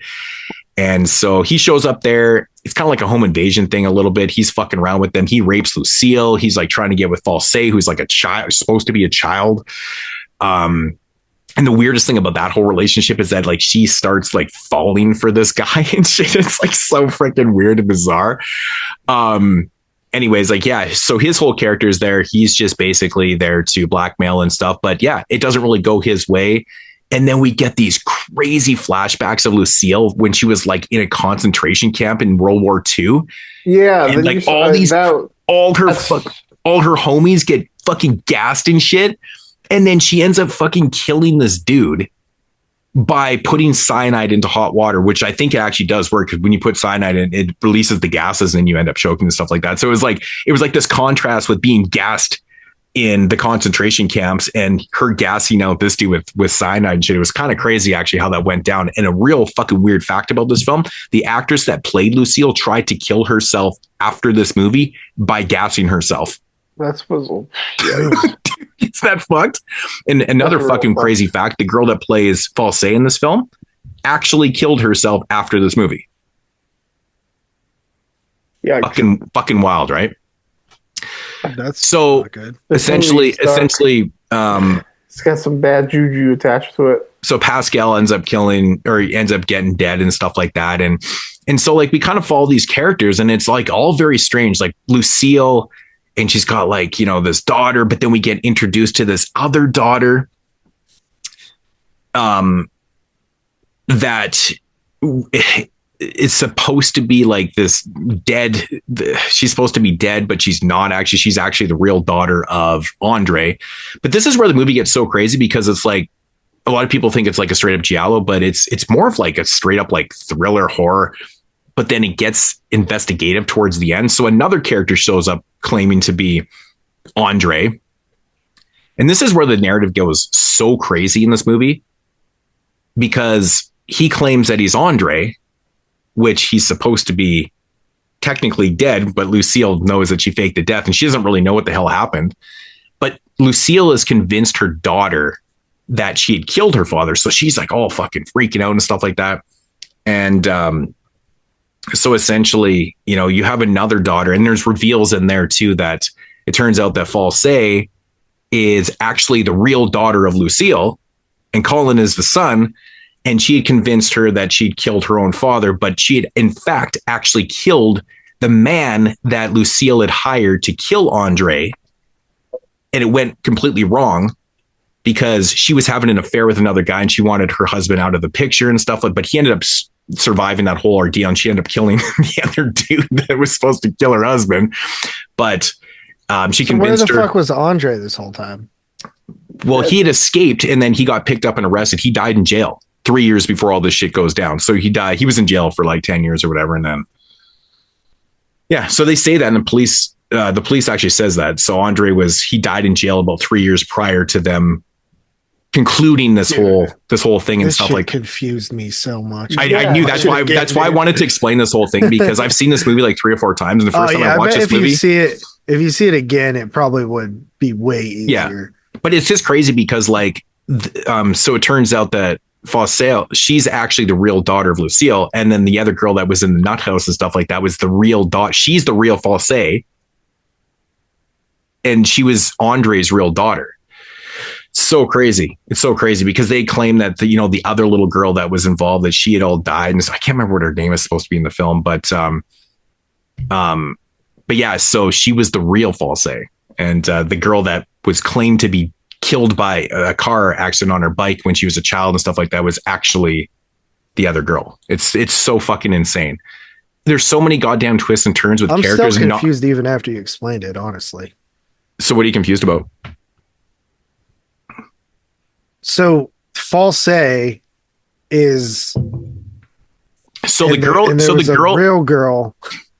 Yeah, so False, who was supposed to be the daughter of Andre, throughout the whole she's film. She's the one that's all slutty in the movie. Yeah. Turns out that she actually was the real daughter of Lucille, and she was brainwashed after, but she didn't kill her father, but she was told that she was. Anyways, the girl what do you mean she was the real daughter? Wasn't so how's that a twist if we think she's the real daughter? But she never was supposed to be. She was supposed to be in the story. False was the daughter of Andre, not Lucille. They had their own kids. Oh, it's like a but it turns out she was the daughter that Lucille said that died in a car and getting hit on her bike, and she's actually Esther. And the girl that was in the fucking nut house who was claimed to be Esther was actually False, because they changed the whole narrative because she needed to convince her daughter that she killed her father. And it was just a brainwash. It was a whole Freudian thing. They were going for this whole Freudian thing of like convincing the daughter that she had killed her father just to help her out in this crime. So she had to use the crazy daughter to do that? Yeah. Well, she convinced Esther, who was actually False, that she killed her father just to basically control her. Because this was a whole cover-up thing. This whole movie is just basically about a love story gone wrong. It's fucking insane. It's absolutely insane. But so that's the whole thing. So she thinks that she killed her father and she's under control of her mom for real. And then that's when we get introduced to the other character we think is Esther. Oh no, she's still alive, but it turns out she's the real False. She's actually Andre's father. And there's a weird moment in the film too, towards the end, where the cop that's playing, he's pretending to be Andre to get like all these reveals and stuff like that. He even apologizes to the real Esther, or to False, that I'm How do sorry, you just but pretend to be somebody. Well, that's the thing. He shows up, but he shows up and claims, because Lucille knew that Andre didn't die, so she didn't know what happened to him. So when he showed up, he convinced everybody that he was Andre, because he claimed that he had fucking facial reconstructive surgery. They say that in the thing. They're like, they changed his fucking face. And it was all just a ploy, because he was actually a cop to come in here and get the whole story, because he knew that they were doing some bad shit and stuff. And basically the whole thing is a cover up. It's just a huge cover up because Lucille's fucking plan failed and they end up killing somebody, hence the head in the thing. Dude, it's a wild fucking... This shit is such a mess, but I respect it, because it's like, I'm just going to do some crazy shit. I think it's crazy that they tried to do some Freudian shit. They actually, especially when you get like Nazi death camp flashbacks and shit like that. But they literally quote Freud. It's crazy. There's quotes in the film and stuff like that. And I'm like, this is crazy. It was the whole, oh yeah, no, you're not this person. And, I can control you with this and stuff. And it was just a huge cover up because the shit went wrong. They were supposed to kill Andre and she was supposed to go on with this other dude, but they ended up fucking lopping off this other dude's head. And it's a fucking, honestly, dude, this is not a one-time watch for anybody. The first time I watched this shit, I was like, what in the hell did I just watch? Yeah, I didn't understand a lot of this. I just went with them like, well, this is weird, but I like the music and I like the editing, and it's weird. Yeah, I mean, overall, the movie's got like, it's really, really sleazy. It's got this incest portion of it. It's got like, it's got titties, it's got beautiful women in it. It's got pretty decent kills, surprisingly decapitations, and like the setting's really cool. The music's cool. Like there's a lot of really cool elements. It's just one of those films where they wrote it to the point where you're like, okay, you have way too many twists and turns in this fucking movie. It's like, it's crazy. You have to laugh at it. It's like, I don't even know how. I even have it written in my notes too. I'm like, I have no idea how anybody could write something like this.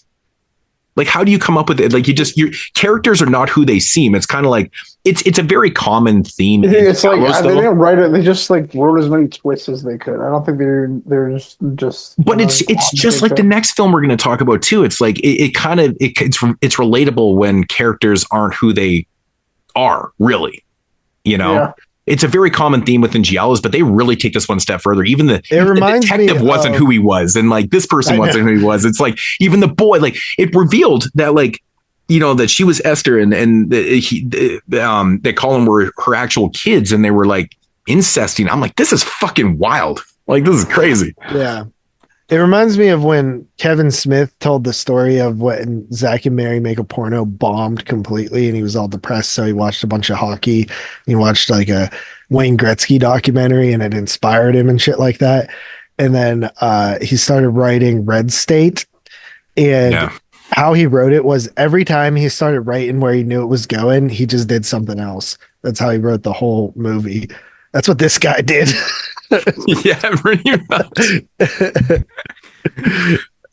Shit. Yeah, like they even go like so far to like if I say like when she's, you know, that character in the film, like she doesn't even have real hair. Like she's totally like being disguised as like, you know, it's like it's kind of like almost foreshadowing the fact that she's not even this real person kind of thing. I mean, there still is decent techniques in the film. It's just like you got to really kind of separate yourself from reality on some of these things that like he had such good facial reconstruction surgery that like he doesn't even look at all. Like that's crazy, man. It's crazy. Yeah. It's wild to me, man. It's wild. But yeah, like even like it's typical Italian stuff. Like, I mean, like I felt so bad for the dog that one dude's that shows up at the place and he's got a dog and the dog goes and digs up the body and stuff, which is still a part in the film where I can't connect the dots as to like the dog knows that there's something in there. But then when the blackmailer shows up and he's like, oh, and we need to dig everywhere, need to find these bodies and stuff like that. And they could never find the body. What the fuck did they do with the goddamn body? Because they actually did bury it there. When the dog dug it up, you mean? Yeah. I don't know. I wondered that too. Because we know the head was inside because there's a reveal inside later where there's a head in the planter, but they buried the body in the back. So I don't know what the hell's up with that, but let's not try to make too much sense of little plot holes like that, I guess. It was a very fun movie though. Like I don't own this, but I'll definitely, if it's still in print, I'd pick it up. Yeah, I think this one right here, like it's probably, I think you go on Moodz, it's probably like $20. It's probably $20. It's cheap. I'll wait for a sale, but yeah, there's got to be a sale coming up. That's when I bought it last year. I don't own a lot of Mondos, honestly. Not because I don't like them. I do like. Yeah. Actually, the last Mondo I bought was that fucking Bollywood box set. I never even opened it yet. I actually just made an order the other day to Mondo, man, because they released Mystics and Bali on Blu-ray, and I'm like, they actually love that movie, dude. I even have a shirt, and oh fuck, I love that movie. I've been waiting forever for that to finally get a Blu-ray. Yeah, because the DVD is pretty muddy. I mean, it's fine for what it is, but that's another nuts movie. I always say that Mondo is like some of your best bang for your buck. Like you get your standard shit for $20 and you're getting really good transfers and like they do really good work. It's just kind of a low key company that just does good shit and they put out really cool films, really cool stuff. Yeah. So, but yeah, they're like based out of like the Washington area, like Seattle area. So it always annoys me when I order from them because it takes like so long. I could drive down there quicker and grab my shit. Like, because when they ship, it goes down to like, it like goes to like Southern California. It goes to LA, it goes to Compton, and it goes up through fucking Vancouver. I'm just like, what? I don't know. I don't get the whole shipping process, but anyways. But yeah, I mean, this is one of those crazy movies that like really kind of has it all. Like I said, it's got. You know, I think a lot of the sleaziness in the film is a little bit more suggested, though. To be honest, it's not overly that like there's not that much nudity and shit. I think it's just more suggested because there is a lot of suggested rape and incest and just kind of quirky moments like that. But you do get some pretty decent like kills and, you know, some fake ass heads rolling around and shit like that. But I think this one just has a lot to offer, man. It's pretty cool. I like this movie. It's fun. What are you guys' thoughts on the movie since I hopefully explained it enough that you can kind of get the picture? Because I kind of figured that was going to happen because I was like, man, this is one of those, when we picked this, I was like, man, this movie's going to be so jumbly. Because I've seen it before and I'm like, oh my God, this movie's insane. I mean, right from the beginning, I was instantly like kind of confused where I'm like, wait, was that like, wait, hold on. This guy's just like some random, I couldn't tell if it was like just a random guy or they were connected. So right away I was like confused. And then I kind of just forgot about that guy. Well, what it should have done, what it should have done after that prologue scene, after the whole thing went down, it should have said in the headers, it should have said 13 years later. It should have. Because that would give you a timeline. Does it not say that? Maybe it does. Maybe I just missed it every time. It did say that. Yeah, I thought it said that. Maybe it does, but if it doesn't, then it's kind of crazy. Maybe it does, but it is definitely 13. And the other thing that's kind of confusing about too, because like Buddy looks the exact same as he did 13 years later. Like I think he's even wearing the same fucking clothes, bro. It's kind of funny, actually. Obviously, the kids are older because the flashback scenes, like she's a kid, in that scene. So yeah, but. Yeah. But yeah, so outside of that, then lots of sexual stuff going on. People were showing up, getting killed. More people were it's funny, like just people show up at their house all the time. Yeah.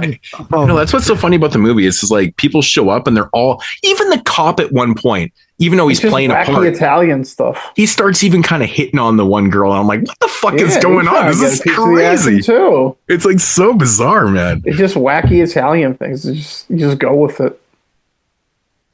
Yeah, this is the type of shit that you throw on and you're just like, damn, man. Like these movies got made, Just wacky Italian stuff. Italian movies are wild. And then by like the third act, I was just so fucking confused that I was like, yeah, I just go with it. Like, all right, well, I guess this is what's happening. Some crazy shit's happening. I know that. I don't know exactly who is who, but I know some crazy shit's going on. I guess this person's the killer now. I just think it's so crazy they went to the lengths of like pretending that the girl in the nut house was dead, but it actually was false.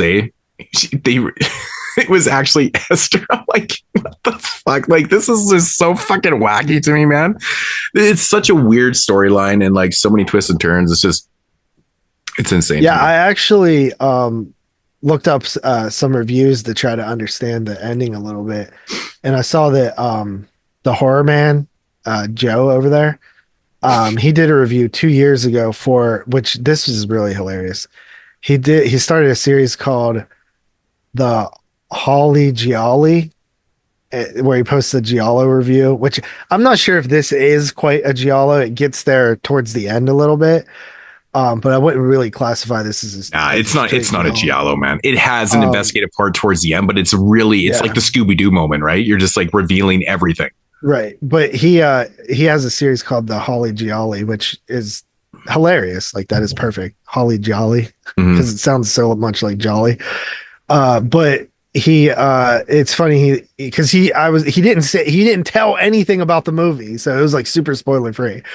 But he was saying that it's like a straight up like kitchen sink movie where it's just like they fuck throw everything in there, and I agree, it's kind of just one of those movies where I think this is kind of like one of those like must watch if you're a fan of Italian movies, because it's very bizarre. It's very Italian. Like I said though, this is a great example of a film that you can't watch once, because like I knew going into this, that's why I took a lot of notes and I really hammered down on explaining the plot in this film, because like I kind of figured that was what was going to happen, but I've seen it like 3 or 4 times now, and I get it. I didn't quite remember it fully when rewatching this time, but it is very convoluted. But at the same time, like everything that they do reveal, you're just like, okay, but it doesn't make any sense on how you could actually pull off half this shit. It doesn't at all.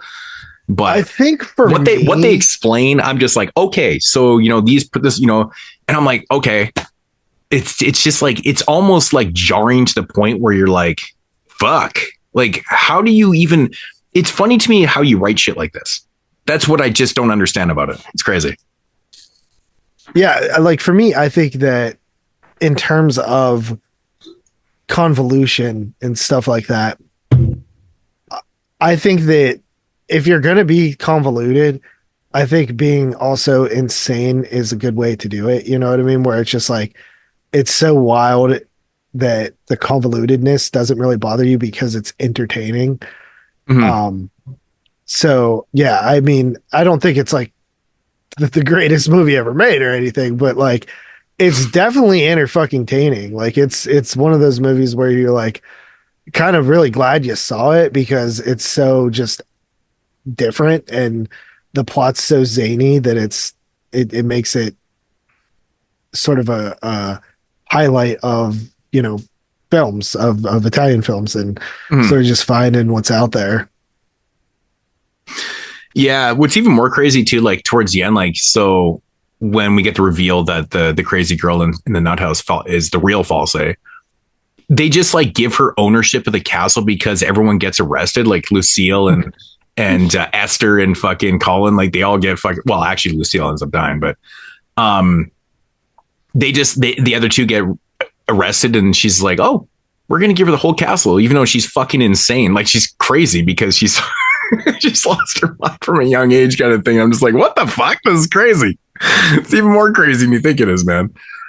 But I just think it's wild too. Like I was reading that this movie was considered to be like a really cursed film. Obviously, I was talking about how Lucille in the film, you know, like does the whole cyanide thing, and you know they have the gas flashbacks and stuff, and then she tried to kill herself with gas, survived, and then the other girl who plays Esther / False in the film, she ended up killing herself too, and I'm like, that's so fucking wild. Like right after this movie, apparently.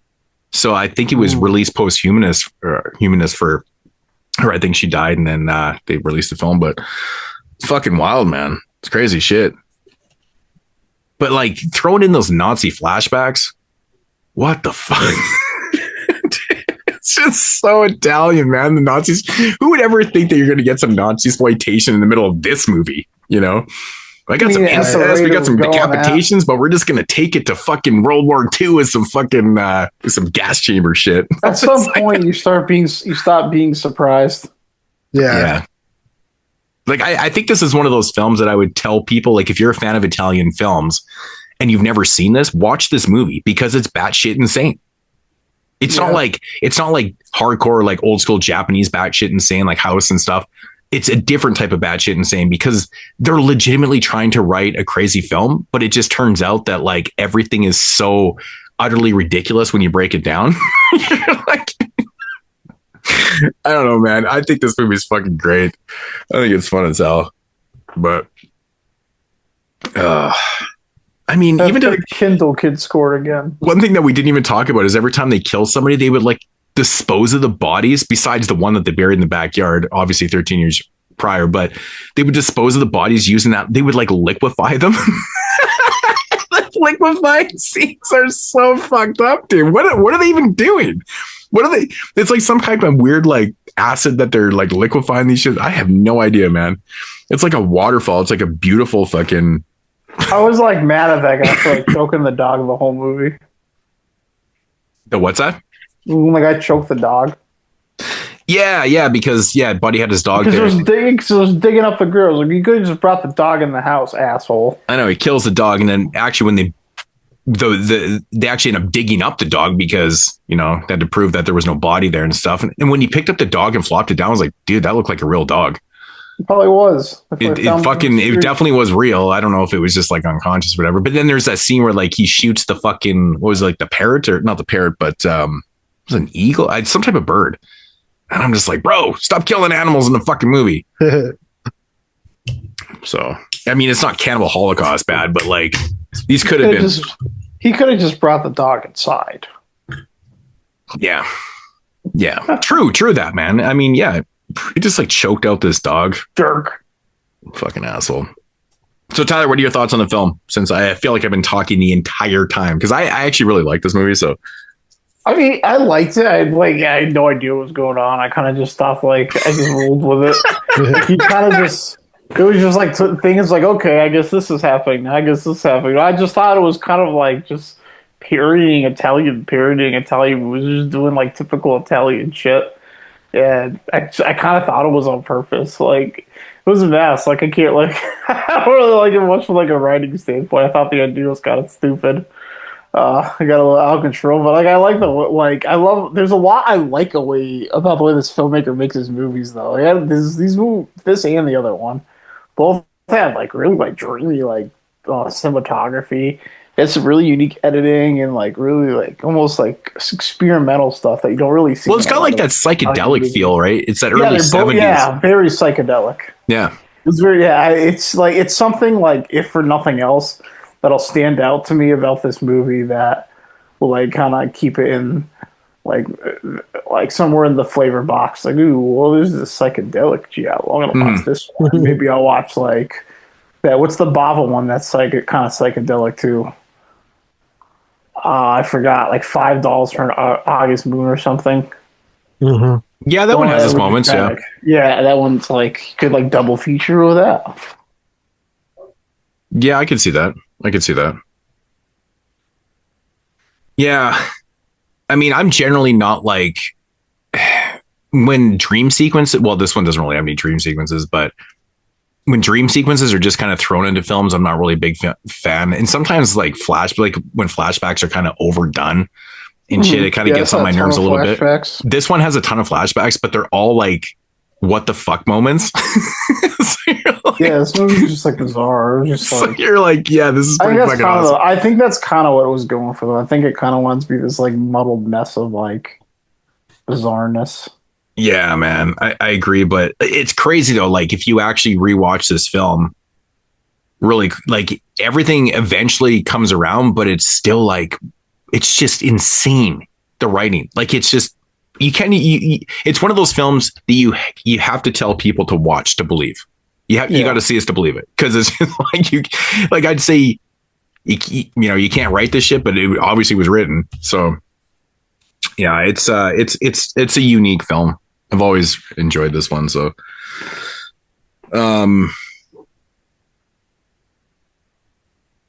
what do you got on this one? Got anything else? 3-0. Wait, what were you saying? What a fucking dick. Yeah, I'm watching. The Kindle dude scored another goal. That's what I was saying. Ken the fellow. Ryan Russ got the assist. All right. So dude, honestly, I kind of fucked with this movie a good bit, because it was just like, so often on the Italian Horror Month show, we do a lot of giallos. And this one, although it has some elements, I think it's just like a weird, zany, crazy plot. I wouldn't classify this as a giallo. I wouldn't either, like personally. But yeah, so I'm giving it a 7.5 out of 10. Tyler, I'm gonna give it a 6.5 out of 10. I got 8 on this one. I like this movie. It's crazy. It's batshit. It's got everything you want. It's got incest. It's got fucking just murder mayhem. It's got disposing of bodies. It's just so many twists and turns and craziness. It kills me, man. Beautiful women. I mean, which most of these type movies really do, but good music. Appeal. Yeah, for sure. But anyways, that's In the Folds of the Flesh from 1970.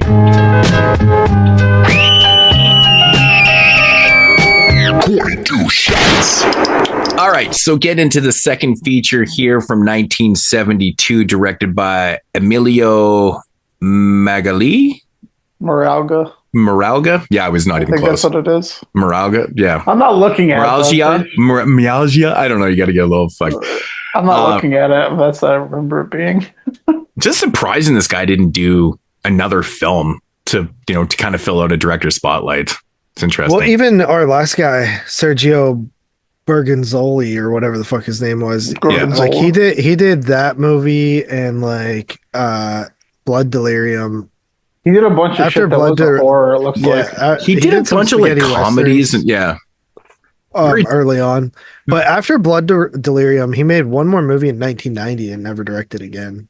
Yeah, it's always weird when people just stop all of a sudden. Mm-hmm. I mean, obviously, maybe those movies didn't do well or something, but it is like kind of interesting when people just stop directing. Like one day, and then they like just still made their living, last and they're movie. still living. Yeah. It's like, For yeah, I know. years and years afterwards. Like Carpenter, right? Like his last movie was The Ward, and he just stopped. Yeah, but I mean, he's explained why he did though. I mean, yeah, I would stop if I was him too. but But you got to remember, like a lot of Italian directors that stopped directing in the late 80s, early 90s because the empire had fallen. Mhm. There was nothing left, so people got the fuck out.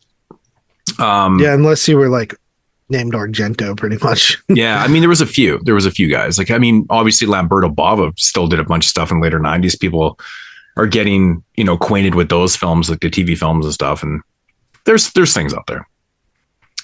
But anyways, yeah, from 1972, we have the Red Queen kill 7 times. I always have a funny story about this film. I really wanted to see this one so bad back in the day.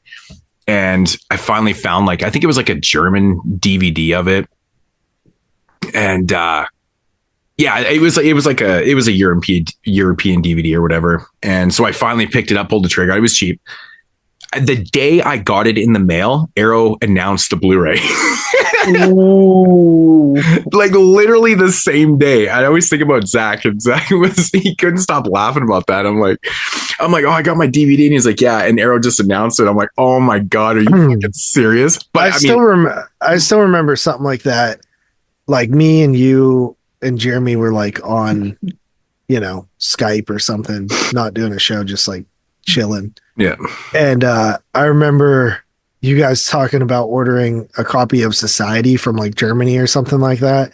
Oh yeah. And yeah. I was like, I don't know, man. I'll just wait till it gets re-released. And Jeremy's like, that movie got a fucking talking asshole or something. That who the fuck's gonna re-release that or something? And then literally 6 months later, Arrow announced it. Yeah. Yeah. I think many times that happened. I remember one time he was telling me they're never going to make another Final Destination or something. It was not too long ago. And then they literally 2 days later, they announced this new one. I mean, it had been years since they'd made one though. It was kind of getting a little bit sketchy on it too. Yeah. Yeah. We just need a breather. That one didn't make any sense though, because those movies always made money. So no idea what's happened with that, but it's a great format. It really is. I mean, they're fun movies. If as long as you don't fill it with garbage CG like the fourth one. Yeah, the fourth one sucks. That the opening disaster in the new one, I saw in theaters in the rumbly seats, the D-box seats. Nice. And it was that one's so crazy.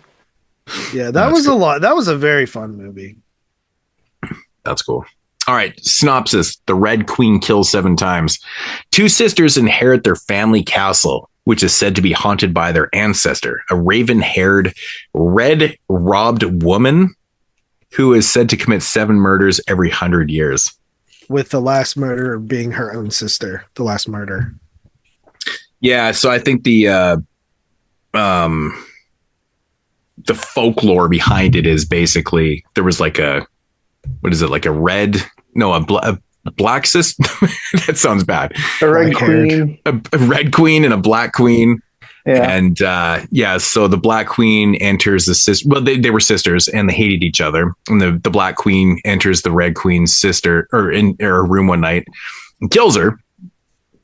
And so basically she ends up coming back 100 years later to kill six innocent people and of course to get revenge on the black family member, essentially a it would descendant of the Black Queen. Yeah, it would be a descendant of the Black Queen kind of thing and stuff like that. So, which is actually kind of played you actually kind of need to remember the lore on this a little bit because the way this is another one of those movies. This is a fucking another one, man. This is another film where you're just like, what the fuck? Seriously? With the where it goes, so we get introduced. The opening scene in this film has 2 sisters. Yep. And then we end up with a 3rd sister. And you're like, what the fuck is going on here? She was hiding. So it's actually kind of crazy. Don't we end up with a 4th sister as well? Pretty much. Yeah. A lot of sisters. Yeah, this is another one, bro. So this is the 3rd time I've seen this one. I watched it when I got that Killer Dames box set. I reviewed both of those movies, I think. And then we did 1972. I watched it for that. And then this is the the third. Which version did you guys watch, by the way? I watched whatever's on the Arrow. There's both versions on the Arrow. Oh. Really? Shit, because I watched the one that plays. I think I watched it in English. I think there's an English and Italian version. Oh yeah, I watched the English one because a lot of the characters are speaking English in this. Yeah. Yeah, but a lot of the characters are still dubbed, which is weird. Like Sybil Danning is not her actual voice. Yeah, so there's a lot of people that this was filmed in English. Of course, yeah, Sybil Danning apparently even said that she was super pissed off that they didn't even ask her to dub her own voice. So she was a little bit pissy about that. But that was very common in these early 70s because they would just hire out people. I mean, it was still even like kind of common. Like famously, Dario Argento fucking had Agia's voice dubbed in the Stendhal Syndrome. Yeah, which is fucking bizarre. Because she speaks English. Well, it's also in the 90s, but even in the later 80s, early 90s and stuff, they started recording with sound, which is really interesting that they would even dub that. I get like maybe the studio not wanting to ask Sybil Danning because maybe she would expect a fee because it's more work. So I understand that, but like if your daughter can't even do you a solid, I mean, yeah, I remember Agia was pissed about that too. Yeah, that's a little bit. Could you imagine doing a film with your dad and he's like, "Nah, I'm gonna just dub your fucking voice. I don't like you." Her rate was too high. But actually, at the point, like in '96, though, like Aja didn't speak very good English, though. Like she got a lot better with her English, essentially. I think she was okay with English by then. It was pretty broken, but yeah, she definitely got better with films because I've seen her speak English in films and her accent's pretty crazy. Well, she has a thick, smoky sounding voice as well. Well, she didn't in those days. I don't know what happened to her voice. I think she just smoked herself retarded or something like that. But yeah, this movie is, even after 3 times, it has been quite a while since I watched. I mean, 72 was like 10 years ago or something at this point. It was crazy long ago. But maybe like 8 years. But even now watching it, I still could not fucking remember how it ended or who the killer was. Like, I don't know if it's just one of those movies that it's like, it's easy to forget like what happens, but I could not remember. I was like, what I'm pretty sure has something to do with his sister, but I'm not sure. And then on top of that, the biggest problem I've had with this film since I watched it is there's so many characters and everyone looks the fucking same. Like all the models look the same. Our lead looks the same as the sister and the cousin and Sybil Danning. Like everybody looks the same to me. It's so hard. I don't think that Kitty and Francesca look the same at all. Yes, to be honest.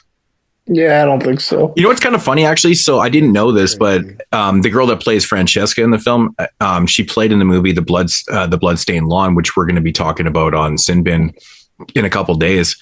And so I popped in that movie last night because Tony's reviewing it, and she's in that film. I was like, "Oh goddamn, crazy!" I just watched her again in Red Queen, and like that's random, super fucking random. By the way, spoiler: that movie sucks dick. It is fucking bad. It is really bad. Like I was like appalled at how bad it was. Anyways, yeah, so this movie right here, like, yeah, we have like a prologue scene with these two sisters. We get the narrative from the grandpa. He tells the backstory, tells the lore about, the Red Queen that kills 7 times and stuff. This movie turns out not to be a supernatural thing. But you don't know at the time, right? You're kind of like you don't because they play this whole Freudian thing in this movie too with Kitty. Because Kitty, we get this scene where Kitty's convinced that like Evelyn is dead and that she had killed her and stuff like that. We do get a reveal towards the end of the film. Well, hell, they look at her body every day.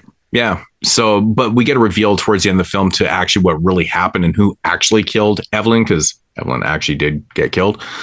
And so, but Kitty is like convinced, and she's not wrong. Like Evelyn actually really is dead. It just didn't go down the exact way that she thought it did.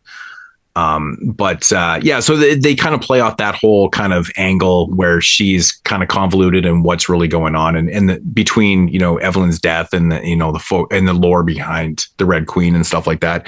Meanwhile, people are getting picked off one by one, and she's like, obviously thinking it's got to be Evelyn that's doing this shit, man, because.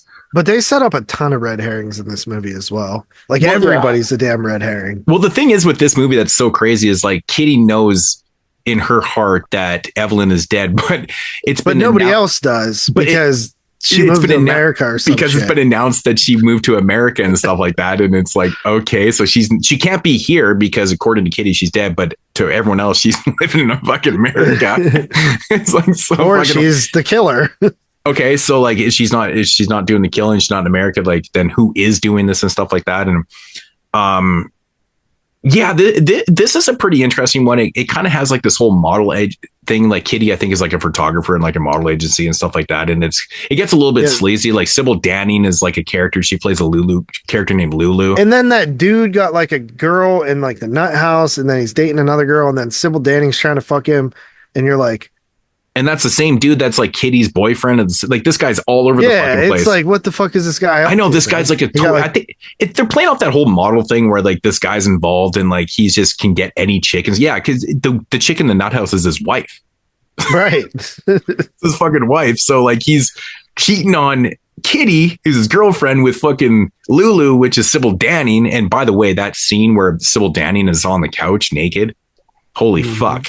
Like that's a beautifully shot scene.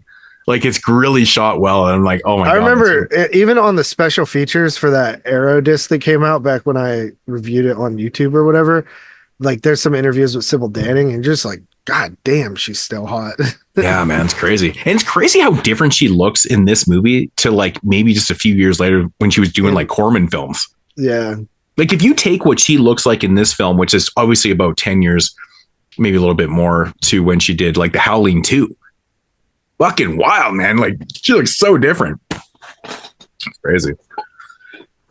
But anyways, Tyler, I know you're a big fan of this film. I am too, actually. I think this one's really good. Again, it's just got dude, I have to say the reveal in this movie with who the killer is and who that person is to the family is so crazy, and like people write this shit. I guess it's fucking wild, man. It's so wild to me that like this is what this is, and it's like, yeah, it's wild. So, anyways, the thing about this one to me is the score is like an all-time banger for me.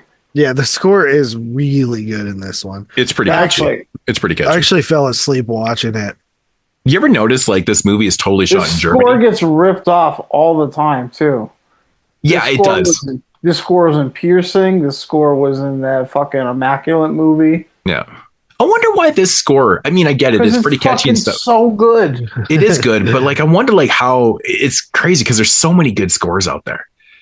Like for me, if I was doing a film, I would try to interpret like the Tenebrae score or something like that. Like, you know, something. I guess it's a little bit more popular. This one just feels so lifted. Like every time I hear it. But man, what's kind of unique about this movie too is it's almost like a fairy tale, and there's not really another Giallo that's really that has this like historic mythical fairy tale little thing to it, and I think that's really cool.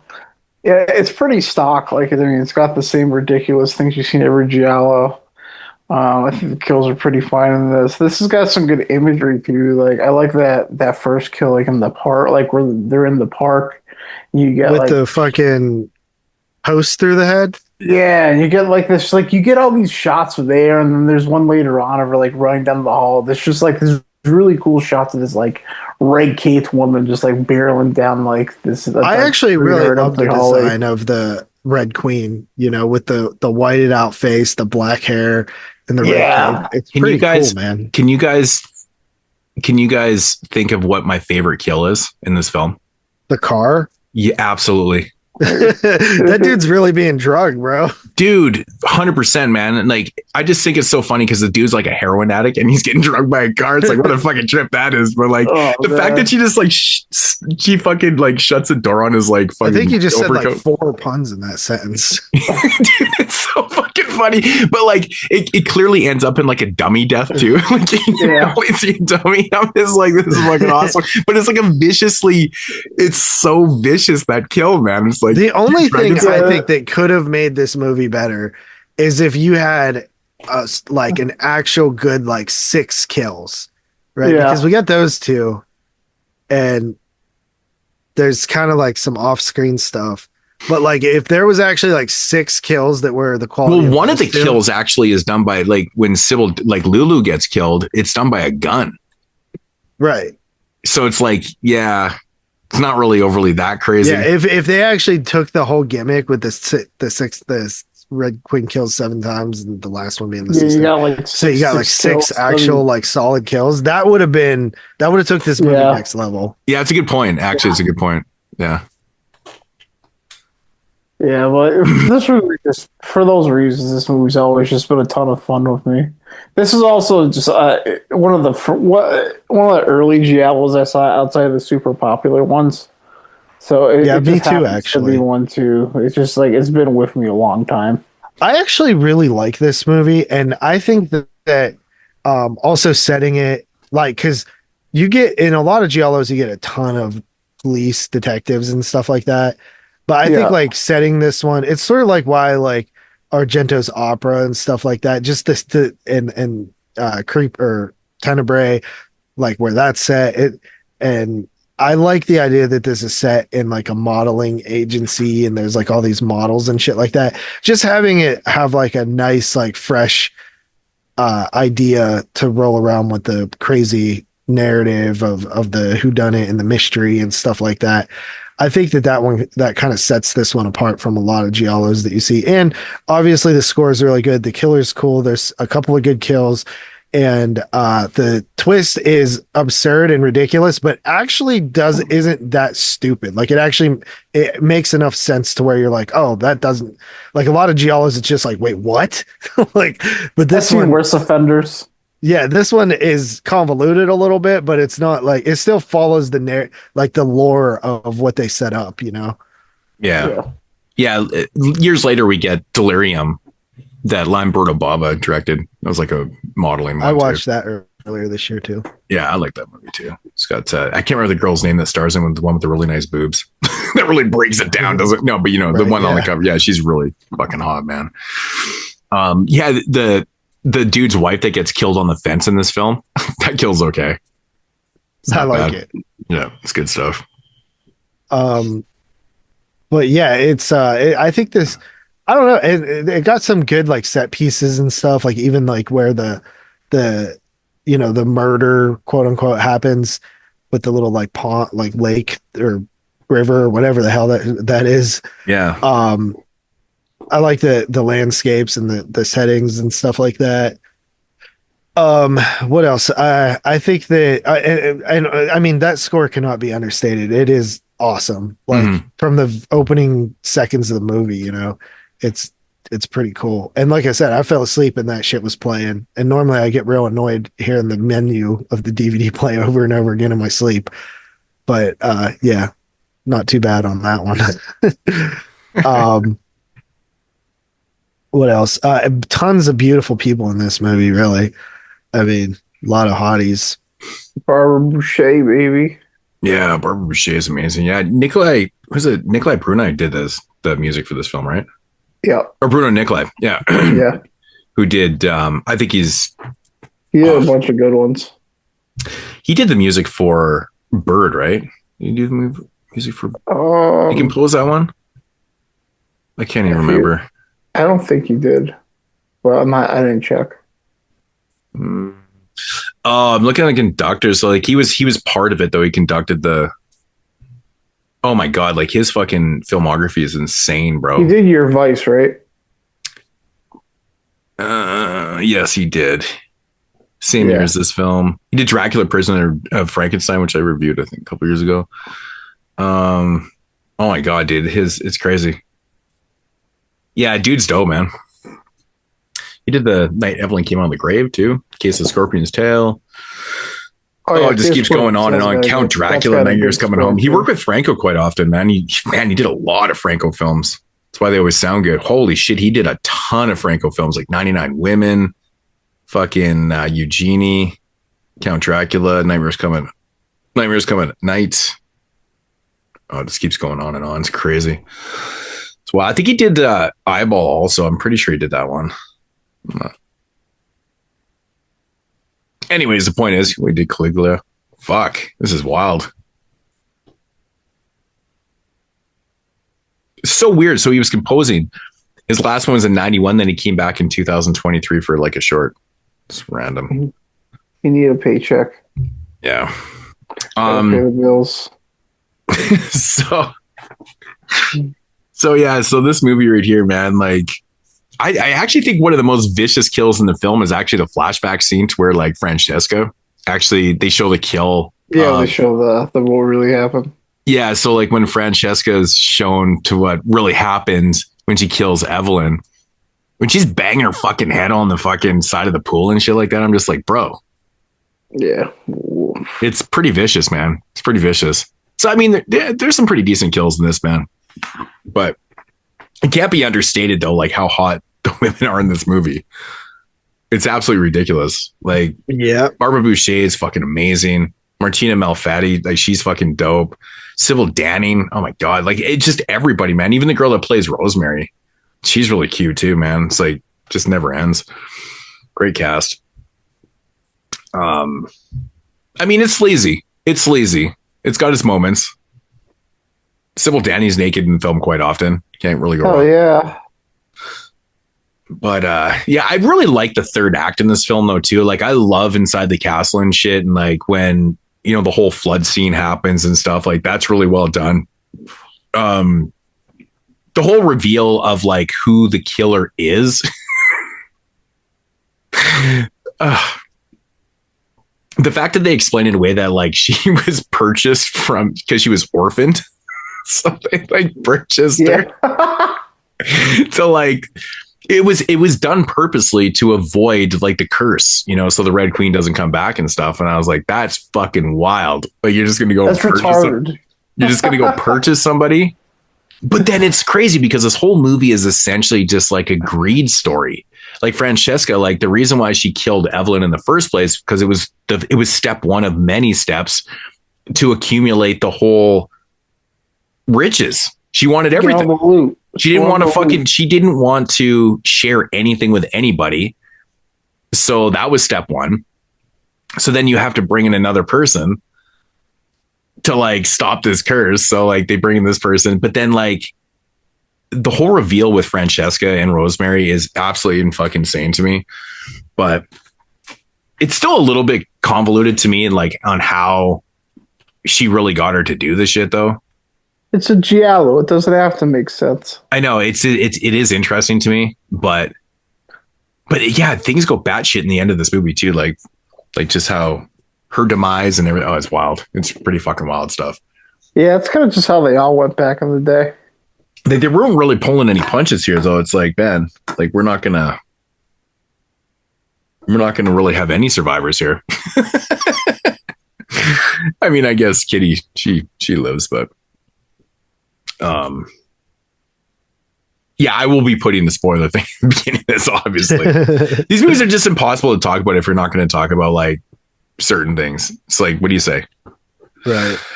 So. But yeah, this movie is interesting because it was shot in Germany, and it was funny because I didn't know that, and I've seen this movie a couple times, and I was watching obviously for this review, and I saw a Jägermeister truck drive by, and I was like, "Is this shot in Germany?" So I looked it up, and it's totally shot in Germany. I'm like, "Well, that makes fucking sense." literally just guerrilla shooting. Do you guys like Jaeger? Not really. No, I'm not a big. I don't really like it either. People love that shit. The funny thing about Jaeger is that people are always like, "Oh, it tastes like cough medicine," but it was actually developed. It's like pine trees to me, man. Well, that's interesting. It's like black licorice because that's actually what gin's made out of pine needles. But yeah, Jaeger was actually developed as a cough medicine and that's why it has that kind of like medicated taste to it. Yeah. So I mean, you either like it, or you don't. I don't mind like a shot here and there, but I'll I'm not have it, but it's not my. I'm not one of those Jaeger bomb persons where like shot. yeah, like I'll like if I'm doing Jaeger shots, I'll just do them straight up. I won't do like with Red Bull and shit because that's just stupid. But because I hate the taste of Red Bull. Fun. Oh, I hate the taste of Red Bull. But anyways, yeah. So it's shot in Germany, which I thought was really interesting. But yeah, good cinematography, obviously good score. I mean, these movies are so hard to tell if the acting's great because we're listening to like mostly dubs in these because half the actors are speaking English. And then, you know, it's just, I just have a hard time if the actors are acting in English to listen to the Italian dubs. It makes it even like more bizarre to me.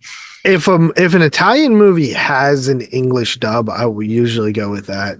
I mean, if I know that an Italian film was shot in Italian, I'll watch the Italian version for sure, because then at least it's, you know, semi matching up with when you're doing your ADR. I pretty much watch them all dub except Deep Red.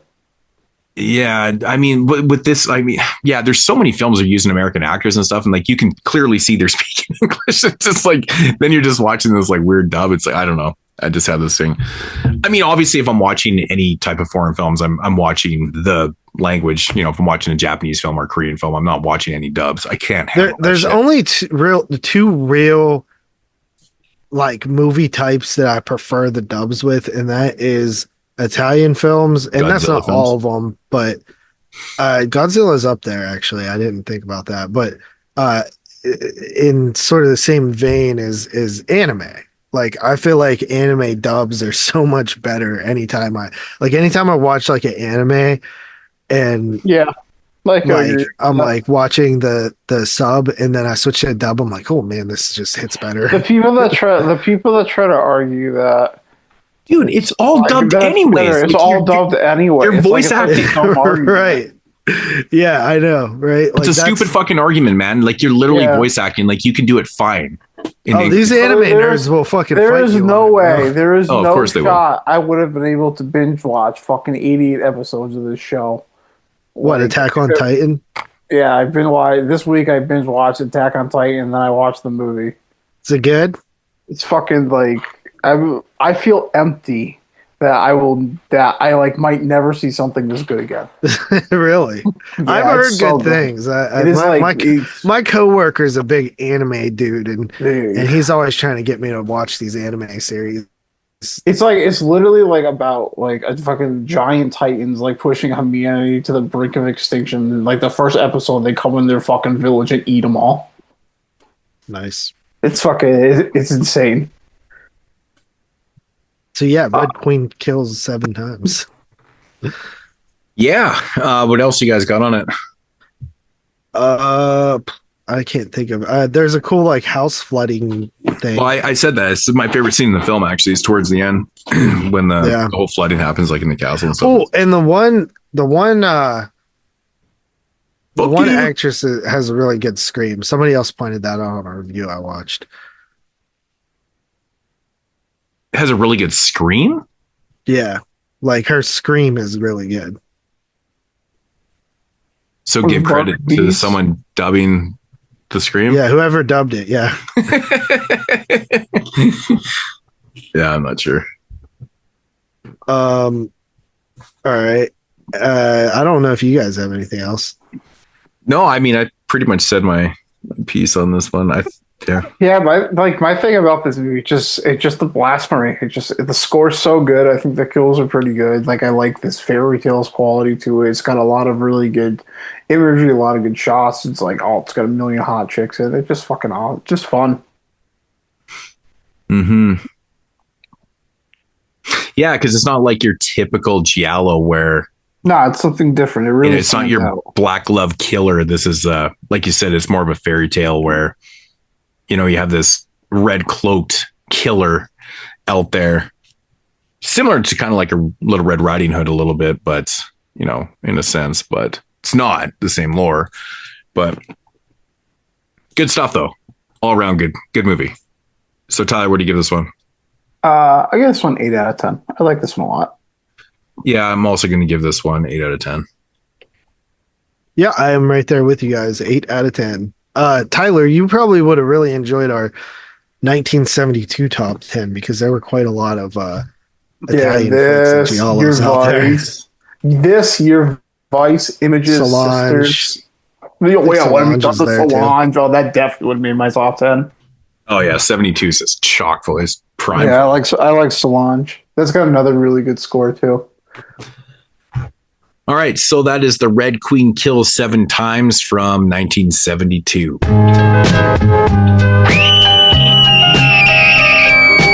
22 shots. All right, so getting into the third and final film here on Italian Horror Volume 1, we're going to take it back to the glorious year of 1988 with a film directed by Sergio Bergonzelli once again with his film called Blood Delirium. Oh yeah, this is another fucking weird one. Yeah, this is a slice of strangeness right here. We picked a lot of weirdo fucking movies this week. This guy just must make weirdo movies. I would be very interested in more of this guy's movies. Some of his like westerns.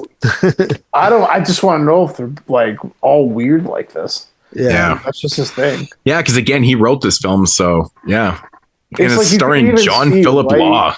Random. Like right from the beginning when he's just like walking through the night and it's got that really nice cinematography and the guy's got that monologue going. This thing was like, this shit was pretty cool. Mm-hmm.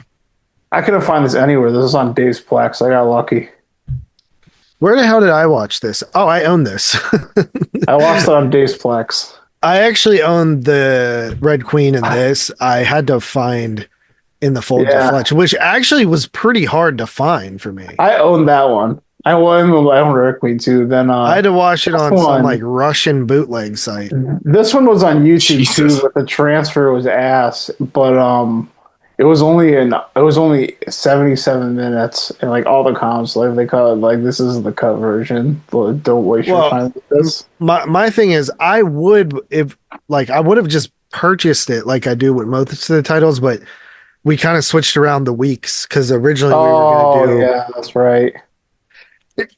Sorry. Yeah. Originally we were going to do the Fulci show first. I own all those, so I had time. I still had time to purchase it. You know. Yeah. All right, so synopsis, Blood Delirium, 1988. After the death of his beloved wife, an unbalanced painter who believes he is the reincarnation of Vincent van Gogh freaks out and digs up her corpse with the help of his necrophiliac butler to bring her back. His butler is a wild motherfucker. Like, after the first thing that he catches him doing, I don't know how this guy still has a job. Well, he explains it away, actually. He's like, yeah, because his wife hired him as like, she felt sorry for him. Now he was like, dude, I don't care if my wife hired the dude or not, dude. Like, this guy went a little far, man. Dude, like, was he trying to eat the corpse's vagina? Yeah. Like, what the fuck, dude? It's like, mounted her. Crazy, dude. Like, what the fuck? It's just such a while weird homeboy narrative. is in the room playing the fucking piano. I know. That's what doesn't make any sense about the thing. He wasn't even trying to hide the fact. He's just like, yo, bro. It's like, I can't contain myself, man. I see some deadies here. I need to get up all in them guts. It's like, bro. Hell yeah, brother. It's disgusting. Freedom. Necrophilia might be my second favorite taboo. Yeah. Oh my God. It's pretty fucking bizarre. Yeah. Okay, so JP, what are your thoughts on Blood Delirium? Just another fucking wild one, man. I mean, from the very beginning of the movie, it gets kind of crazy, and then like, even honestly, and this is probably the one thing I could have actually done without, is once we're introduced to like the person who he believes is like the reincarnation of his wife or whatever. Like, when we first meet her and she starts tripping out with all those like orbs and shit in her house and stuff, talking about the future and shit. I actually probably could have said, I think you could have cut all that stuff out, dude. You didn't need that. It is a really weird start to the film because it's like super, like, it's very supernatural. Yeah. But it's like she's sitting there and she gets like a call or like an answer machine thing, and it's like this voice telling her that she's her and that yeah, she's saying all like this really weird shit and stuff like that. And you're like, well, it is confusing at first because you're like, what the fuck's going on? Because then again, with the editing, just like in, you know, the previous film, it shows, it basically has this whole scene where this girl's all tripping out and shit like that. And I will say that the whole scene, she's actually topless. She's like making dinner for her husband. Oh, yeah. And she's like completely topless. It's like the most like sleaziness to filmmaking that you really don't need, but it was awesome to see because she's pretty cute. But anyways, so we get this whole weird supernatural scene where you're like, what the fuck's going on? But then, of course, the editing, just like in The Folds of Flesh, is it just kind of cuts to this other scene where we get this guy. He's like bent over this bed and it's the same woman. So you're like all confused. You're like, what the fuck? Like, and she's dying. And then we learn that, you know, this guy's a painter and this is his wife that's dying and stuff. And then you're like, okay, so this is actually two different people. But yeah, and then it plays into the whole reincarnation thing. So basically this dude's a painter and he's holding like, you know, one of those showcases for his paintings and stuff. And she was invited. And anyways, he sees her at this the showcase and, you know, he notices that she clearly looks like his wife and becomes infatuated with her. And then one thing leads to another. And you would think it like in this type of story that he would probably abduct her and, you know, do whatever. And so it doesn't kind of play out like that. Like she ends up breaking down and he ends up taking her to the place and stuff like that. But she kind of gets held a little bit captive there. I would assume a little bit, but yeah, meanwhile, this guy's like, he thinks that he's like Vincent Van Gogh, like he's obsessed with Vincent Van Gogh and stuff. And he's wants to be like him and shit like that, but he can't find the right materials. And that's where the story goes so crazy. Which is also another fucking, honestly, that part was pretty fucking cheesy and stupid feeling. He's like, this is the color I've been looking for. I know. Like he doesn't. It's like, dude, it's fucking blood colored. Like, I know. That's, I'm like, it's that's such a exactly what I said. I'm like, it's such a fucking common red. Dude. I know. That was the best part. Yeah. I need more of it. I love it. So essentially what happens is he's got this crazy fucking butler that like sees this chick in the town and he knows that she's kind of a slutty. And so he like one thing leads to another. And like this guy just like walks up to her, like starts grabbing her tits and like starts dry hump her and stuff. Like it's very rapey and just brutal and just nasty and filthy. Anyways, he ends up killing this chick. And that kind of leads to like, oh, this is what we need now. But it's funny because the painter still has a conscience about it. Like he's not really super down with it, but he knows he needs the color and shit. So like it's very convoluted within like the emotions of these characters and shit. It's like super fucked up, but man, this is a weird movie. Like the butler is out of fucking control. Like he's got like a kill den downstairs and shit. And like he's not only a necrophiliac, but he's also a cannibal. Like he's totally eating body parts and shit. Mm-hmm. He's eating that shit. It's fucking Which is wild. my third favorite taboo. This movie is, man, when I first watched this last year, I was like, what in the fuck did I just watch? This is crazy. Super wild shit, man. Yeah, so there's a lot of different elements in this film too, which is just crazy. But when the hell did Vinegar Syndrome release that one? Because I must have had it since it came out and never watched it. Yeah, I think it was I'm pretty sure this was like last year's release or something like that. Oh, it says 2022. Fuck, it's already been 3 years, man. Crazy. Yeah, I was about to say, because if this was last year and none of us had it on our list, I would be surprised. Yeah, so this is 20. Yeah, this is previous. Yeah, so so fucking bizarre. So bizarre. I mean, I wouldn't overly say like the kills are like the greatest in the film and stuff like that, but it's just like the after effects of like them draining the blood and these bodies like hanging upside down. One point he like guts her and pulls out like a liver and fucking chicken guts and stuff. Yeah, he fucking eats them. He puts them on the grill. Nasty, dude. That shit always grosses me out. Stuff like that. Oh. You know what's crazy about that scene though too, because what he threw on the grill were real organs. Obviously they weren't human, but they were, you know, they're probably like some animal, some type of animal. And he was like, I was like, oh, gross. So, ugh. But yeah, I know he's down there fucking cannibalizing and being necrophilia and this fucking movie, dude. It's very like there's like a psychology to it too. You know, it's like it tries to get all Freudian again and shit like that. There must be like a theme that Bergonzoli has in his films because like it kind of gets a little bit Freudian, which is super funny because, you know, The Folds of Flesh is 1970 and this is 1988 and he's still like, yeah, I'm going to make a totally different type of film, but I'm still going to throw those elements into my movies. but I'm going to make it even more sleazy and crazy. It had a lot of similar. Kind of just visual framing. I thought, and it had a lot of similar. What's the right word for it? It's just the editing and just like kind of like pacing of it felt very. It does feel like it very. You can tell it's the same filmmaker for sure. Yeah, 100%. It has this weird, like ominous, like ambiguity to it, like both movies. It's like it's very apparent in both movies. One thing about this film that's really funny is like the song that gives him inspiration that his wife used to play for him on the piano and stuff like that plays through this film. Next time I watch this movie, I'm going to count. It's got to be like 40 or 50 different times it plays in the film.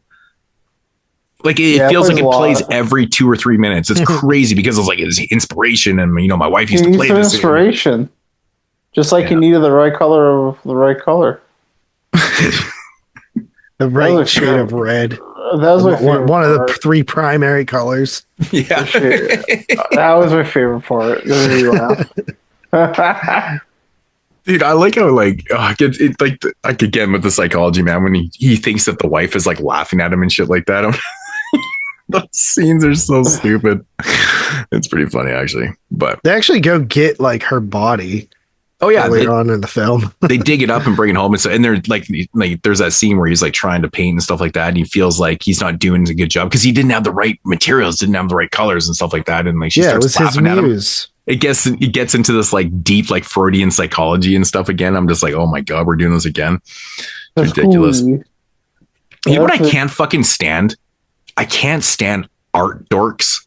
Like these beatnik fuckers that like they look at a painting and they're like, oh my god, I can see this and that and this and that, and they start breaking into like all these allegories. And like half the time, you just feel like they're making the shit up. Yeah, well, they're like this green represents the psychology of fucking. I'm like, shut the fuck up, dude. He just fucking painted some shit, man. He wasn't thinking twice about it, man. Like, come on. I hate that. It's so stupid.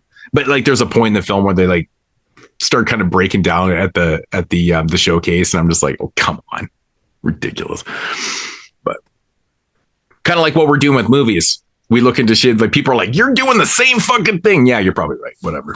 So yep, I digress. Whatever. Actually, I don't care. But I mean, this movie is it's trippy, dude. Like we've had incest tonight, we've had cannibalism, we've had necrophilia. That's all in one movie. Maybe that's why this guy only made 2 movies. You're like, all right, that's enough out of you. That's enough, dude. You're like, you need to relax. Like, you foolish once. Foolish once. Actually, some of my favorite scenes in the film actually is like the trip out scene where the paintings are, the eyes are bleeding the blood and stuff. And there's this really bizarre effect that they use where there's a painting that has like eyeballs and it like balloons out and it pops, but you can like totally see the finger behind it where it like pops it out. That effect killed me, man. I was like, that's so funny. Good stuff. But I mean, this movie is definitely a lot cheaper than In the Folds of Flesh too, because even at the end scene, people start giving him money after that first movie. Like, nah, dude, you're on your own. It just feels like later 80s. Well, there was no money in the films at that time anyways, but like the scene where the painter and the butler have all the shit falling on them at the end. It's supposed to be like big, concrete blocks. It's totally styrofoam. It's so funny to me, man. It made me laugh. It's like bouncing off him. Like, dude, it's supposed to be crushing you. Come on, man. It's so stupid. But yeah, it's pretty fun. But yeah, I would say probably the Herman, the butler, is probably one of the freakiest and crazy characters in the film for sure. Herman doesn't need to be around people anymore. Like when he shows up at that chick's house to go pick her up, like just to basically kill her, is like so crazy to me. Like, fuck. Because it's funny too, because they don't even actually technically kill her. I think she gets attacked by the dog and dies that way. It's like so fucked up, dude. Yeah, it's like the dog in the action. Dude. Yeah, that's the only thing we're missing here is bestiality. Yeah, right. You don't see a lot of bestiality in films, to be honest. That's where Italians draw the line. They're like, oh, no. We'll eat it, but we will not fuck it. I think I came across sounding very disappointed there. I'm like, there's no bestiality in films. What the fuck is wrong with filmmakers? It's crazy. Well, that the one most gotta watch famous one French is the Beast. Yeah, That movie. Oh my you gotta watch god, French movies for that. dude, that There's movie so is much bestiality in that movie. That movie's You gotta all watch- You bestiality. gotta watch French movies if you want to see that shit. That movie is so fucked. Like, quite live without. I know it was a bad pun, but that movie's fucked. Oh shit. Oh god, the movie It's definitely another one of those films you have to see to believe. Like, It we almost could made describe it all day, but like, you have to see it to believe it. It's crazy. It almost made me vomit. I was not ready for that film. Yeah. I found that way more disgusting than I found Silo.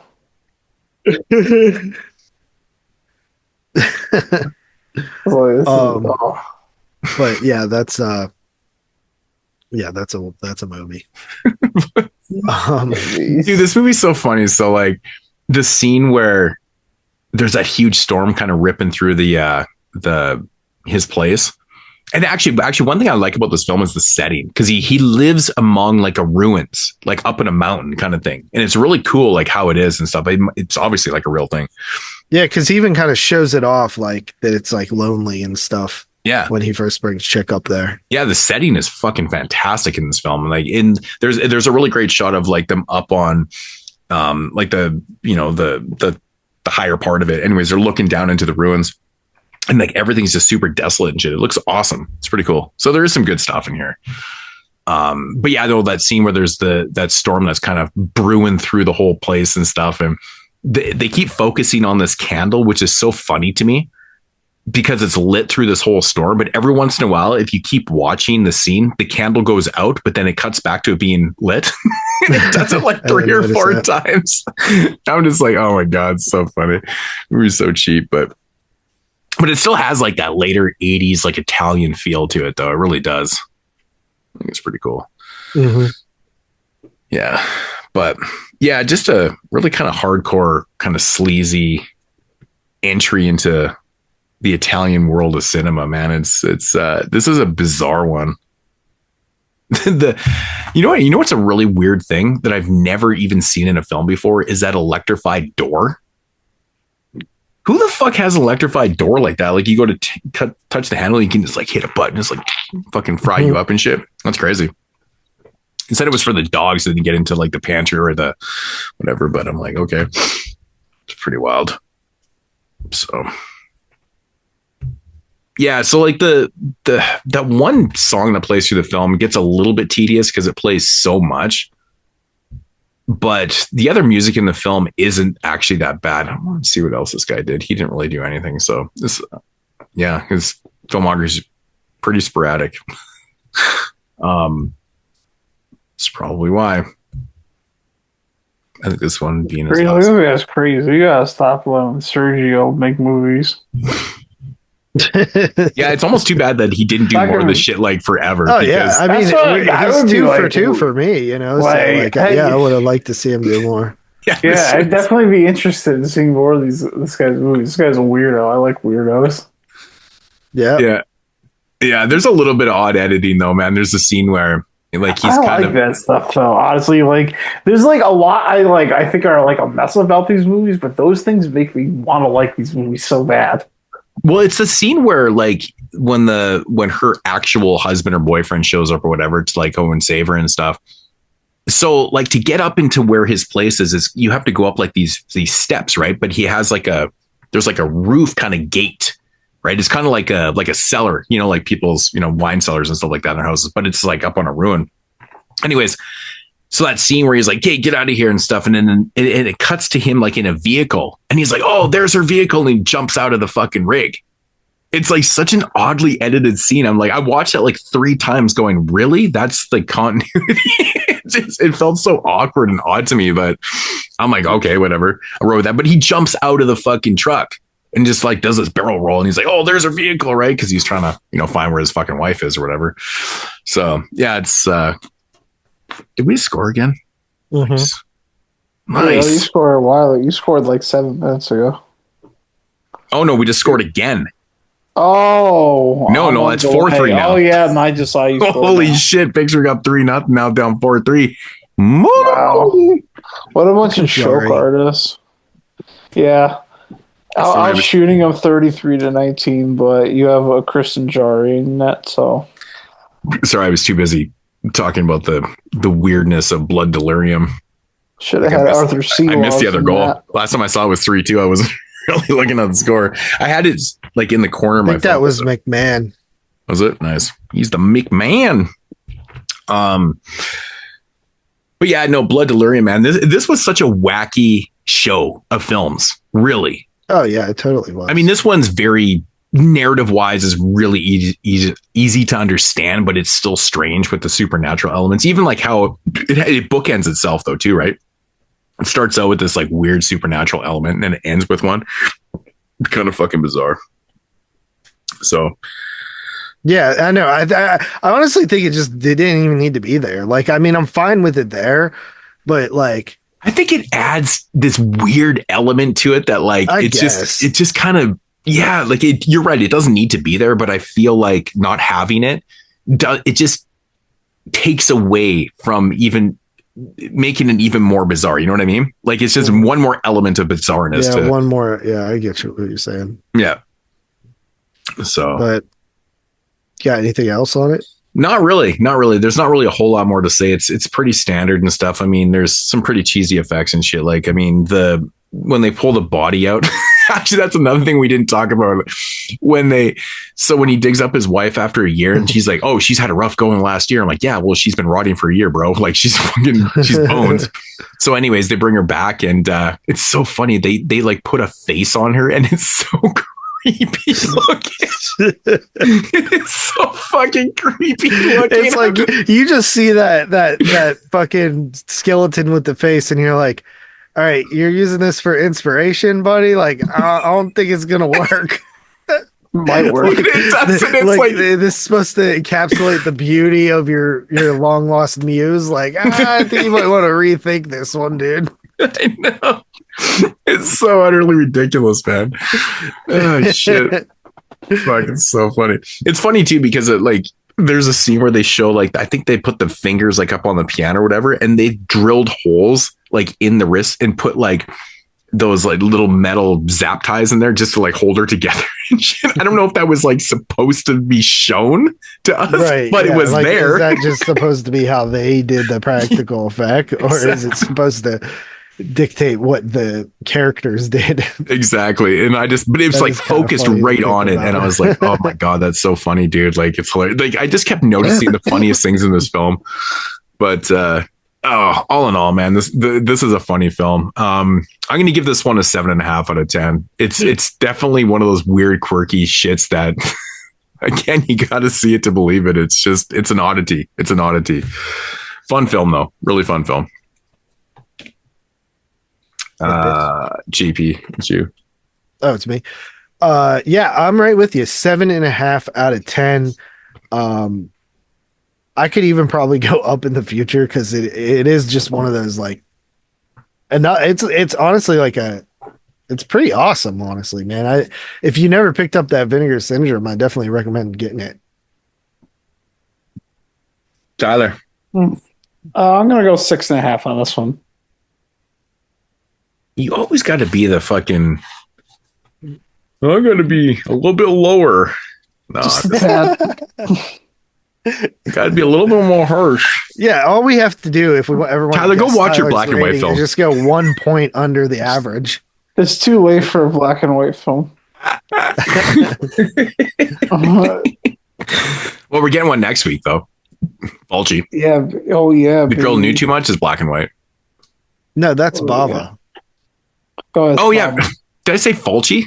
Yeah, you said you did. Fulci. Next week is Fulci. Oh yeah. Next week isn't Bava. Fuck. Next week is Fulci. I'm convoluted too, man. I don't know what the fuck's going on.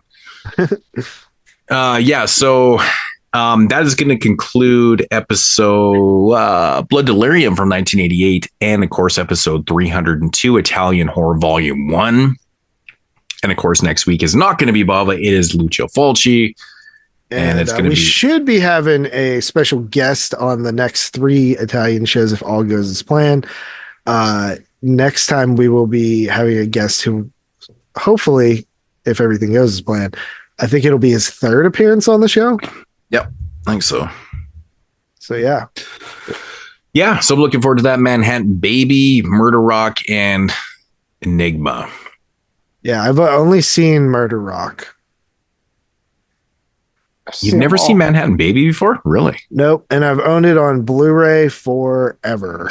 This will be an interesting conversation because Manhattan Baby is kind of one of those films that I feel like it's just I love the music in it, but yeah, the movie. And then Enigma, I've probably said my thoughts on Enigma before too, but it's going to be a weird show for me because Fulci is my favorite director, but it's not like 3 of my all-time favorite Fulci films. Yeah, there's not a lot of Fulci films that I have not seen out of his horror stuff left. And these just so happen to be. I've seen a lot of his later stuff, obviously his earlier stuff, and a little bit earlier, but like this sort of mid-ish period, I missed a couple. Mm-hmm. So yeah, looking forward to it. Yeah, no, it'll be fun. I'm looking forward to rewatching Manhattan Baby. It's been years since I've seen it, so I don't remember anything about it, but I've seen it once. yeah, it's a really weird And story. Murder Rock's another one with a fun setting. Oh yeah, for sure. It's 80s And if you haven't aerobic. cracked that 4K open yet, it's pretty nice. Yeah, that's actually what I'm going to watch because I have like 3. I think I have 4 copies of Murder Rock. I'm not even joking. Jesus, that's my first copy, so I don't feel quite as bad. Yeah, because like going all the way back to like Shriek Show's DVD and shit, man, it's like ridiculous. I've got a couple others. I got the Blu-ray. All right. But yeah, that's gonna conclude episode 1. Yeah, we got thanked a couple times for putting out a short episode for the Halloween episode. If you guys haven't checked it out, definitely check it out. I mean, it's a quick and easy one. That was kind of the point of putting out a quick one because we did a 13-hour episode and a like an over 9-hour episode. Yeah, back to back. So that's kind of insane to put out like 22 hours of material in 2 weeks. So yeah, back to basics. I think last week's show was only maybe 2.5 hours. I'm not sure how long this one is. I'm sure it's over. Honestly, Probably 3-ish, 3 something maybe. Yeah, these shows usually end up being like that too, and it'll probably be a little bit longer with having guests on the next couple weeks too, though. So Yeah. Plus, obviously we have our intro where we just bullshit, and a lot of sports stuff was happening. So it took a good 15 minutes for that. it'll be short. It'll be short listens for some people because it'll be like skip. Sports. That's what show notes are for, right? So sports. it's all good. Sports. Yeah, exactly. Hey, the October is like peak sports fucking time periods, bro. So there's a lot of shit going on. Yeah, and I mean, especially the fact that like the World Series was happening, like just so much shit going on, like crazy shit though. Not just sports; it was big sports. So Hockey. yeah, these Leafs are up 4-3 right now. Mm-hmm. Under 2 minutes. What a comeback! That sucks. What a comeback this is. What a joke. I fucking hate Jari. I've never 3-0 up 3-0 and blowing this shit, bro. But then again, the Leafs are notorious for getting. Well, this was about 10 years ago. This would happen every second night, guaranteed in the last minute of the period. They get scored on every second night. So, and I'm sure the goalies already know. But anyways, guys, that's going to conclude episode 302. Check you guys next week in 303 for Fulci Volume 4. Deuces. Peace.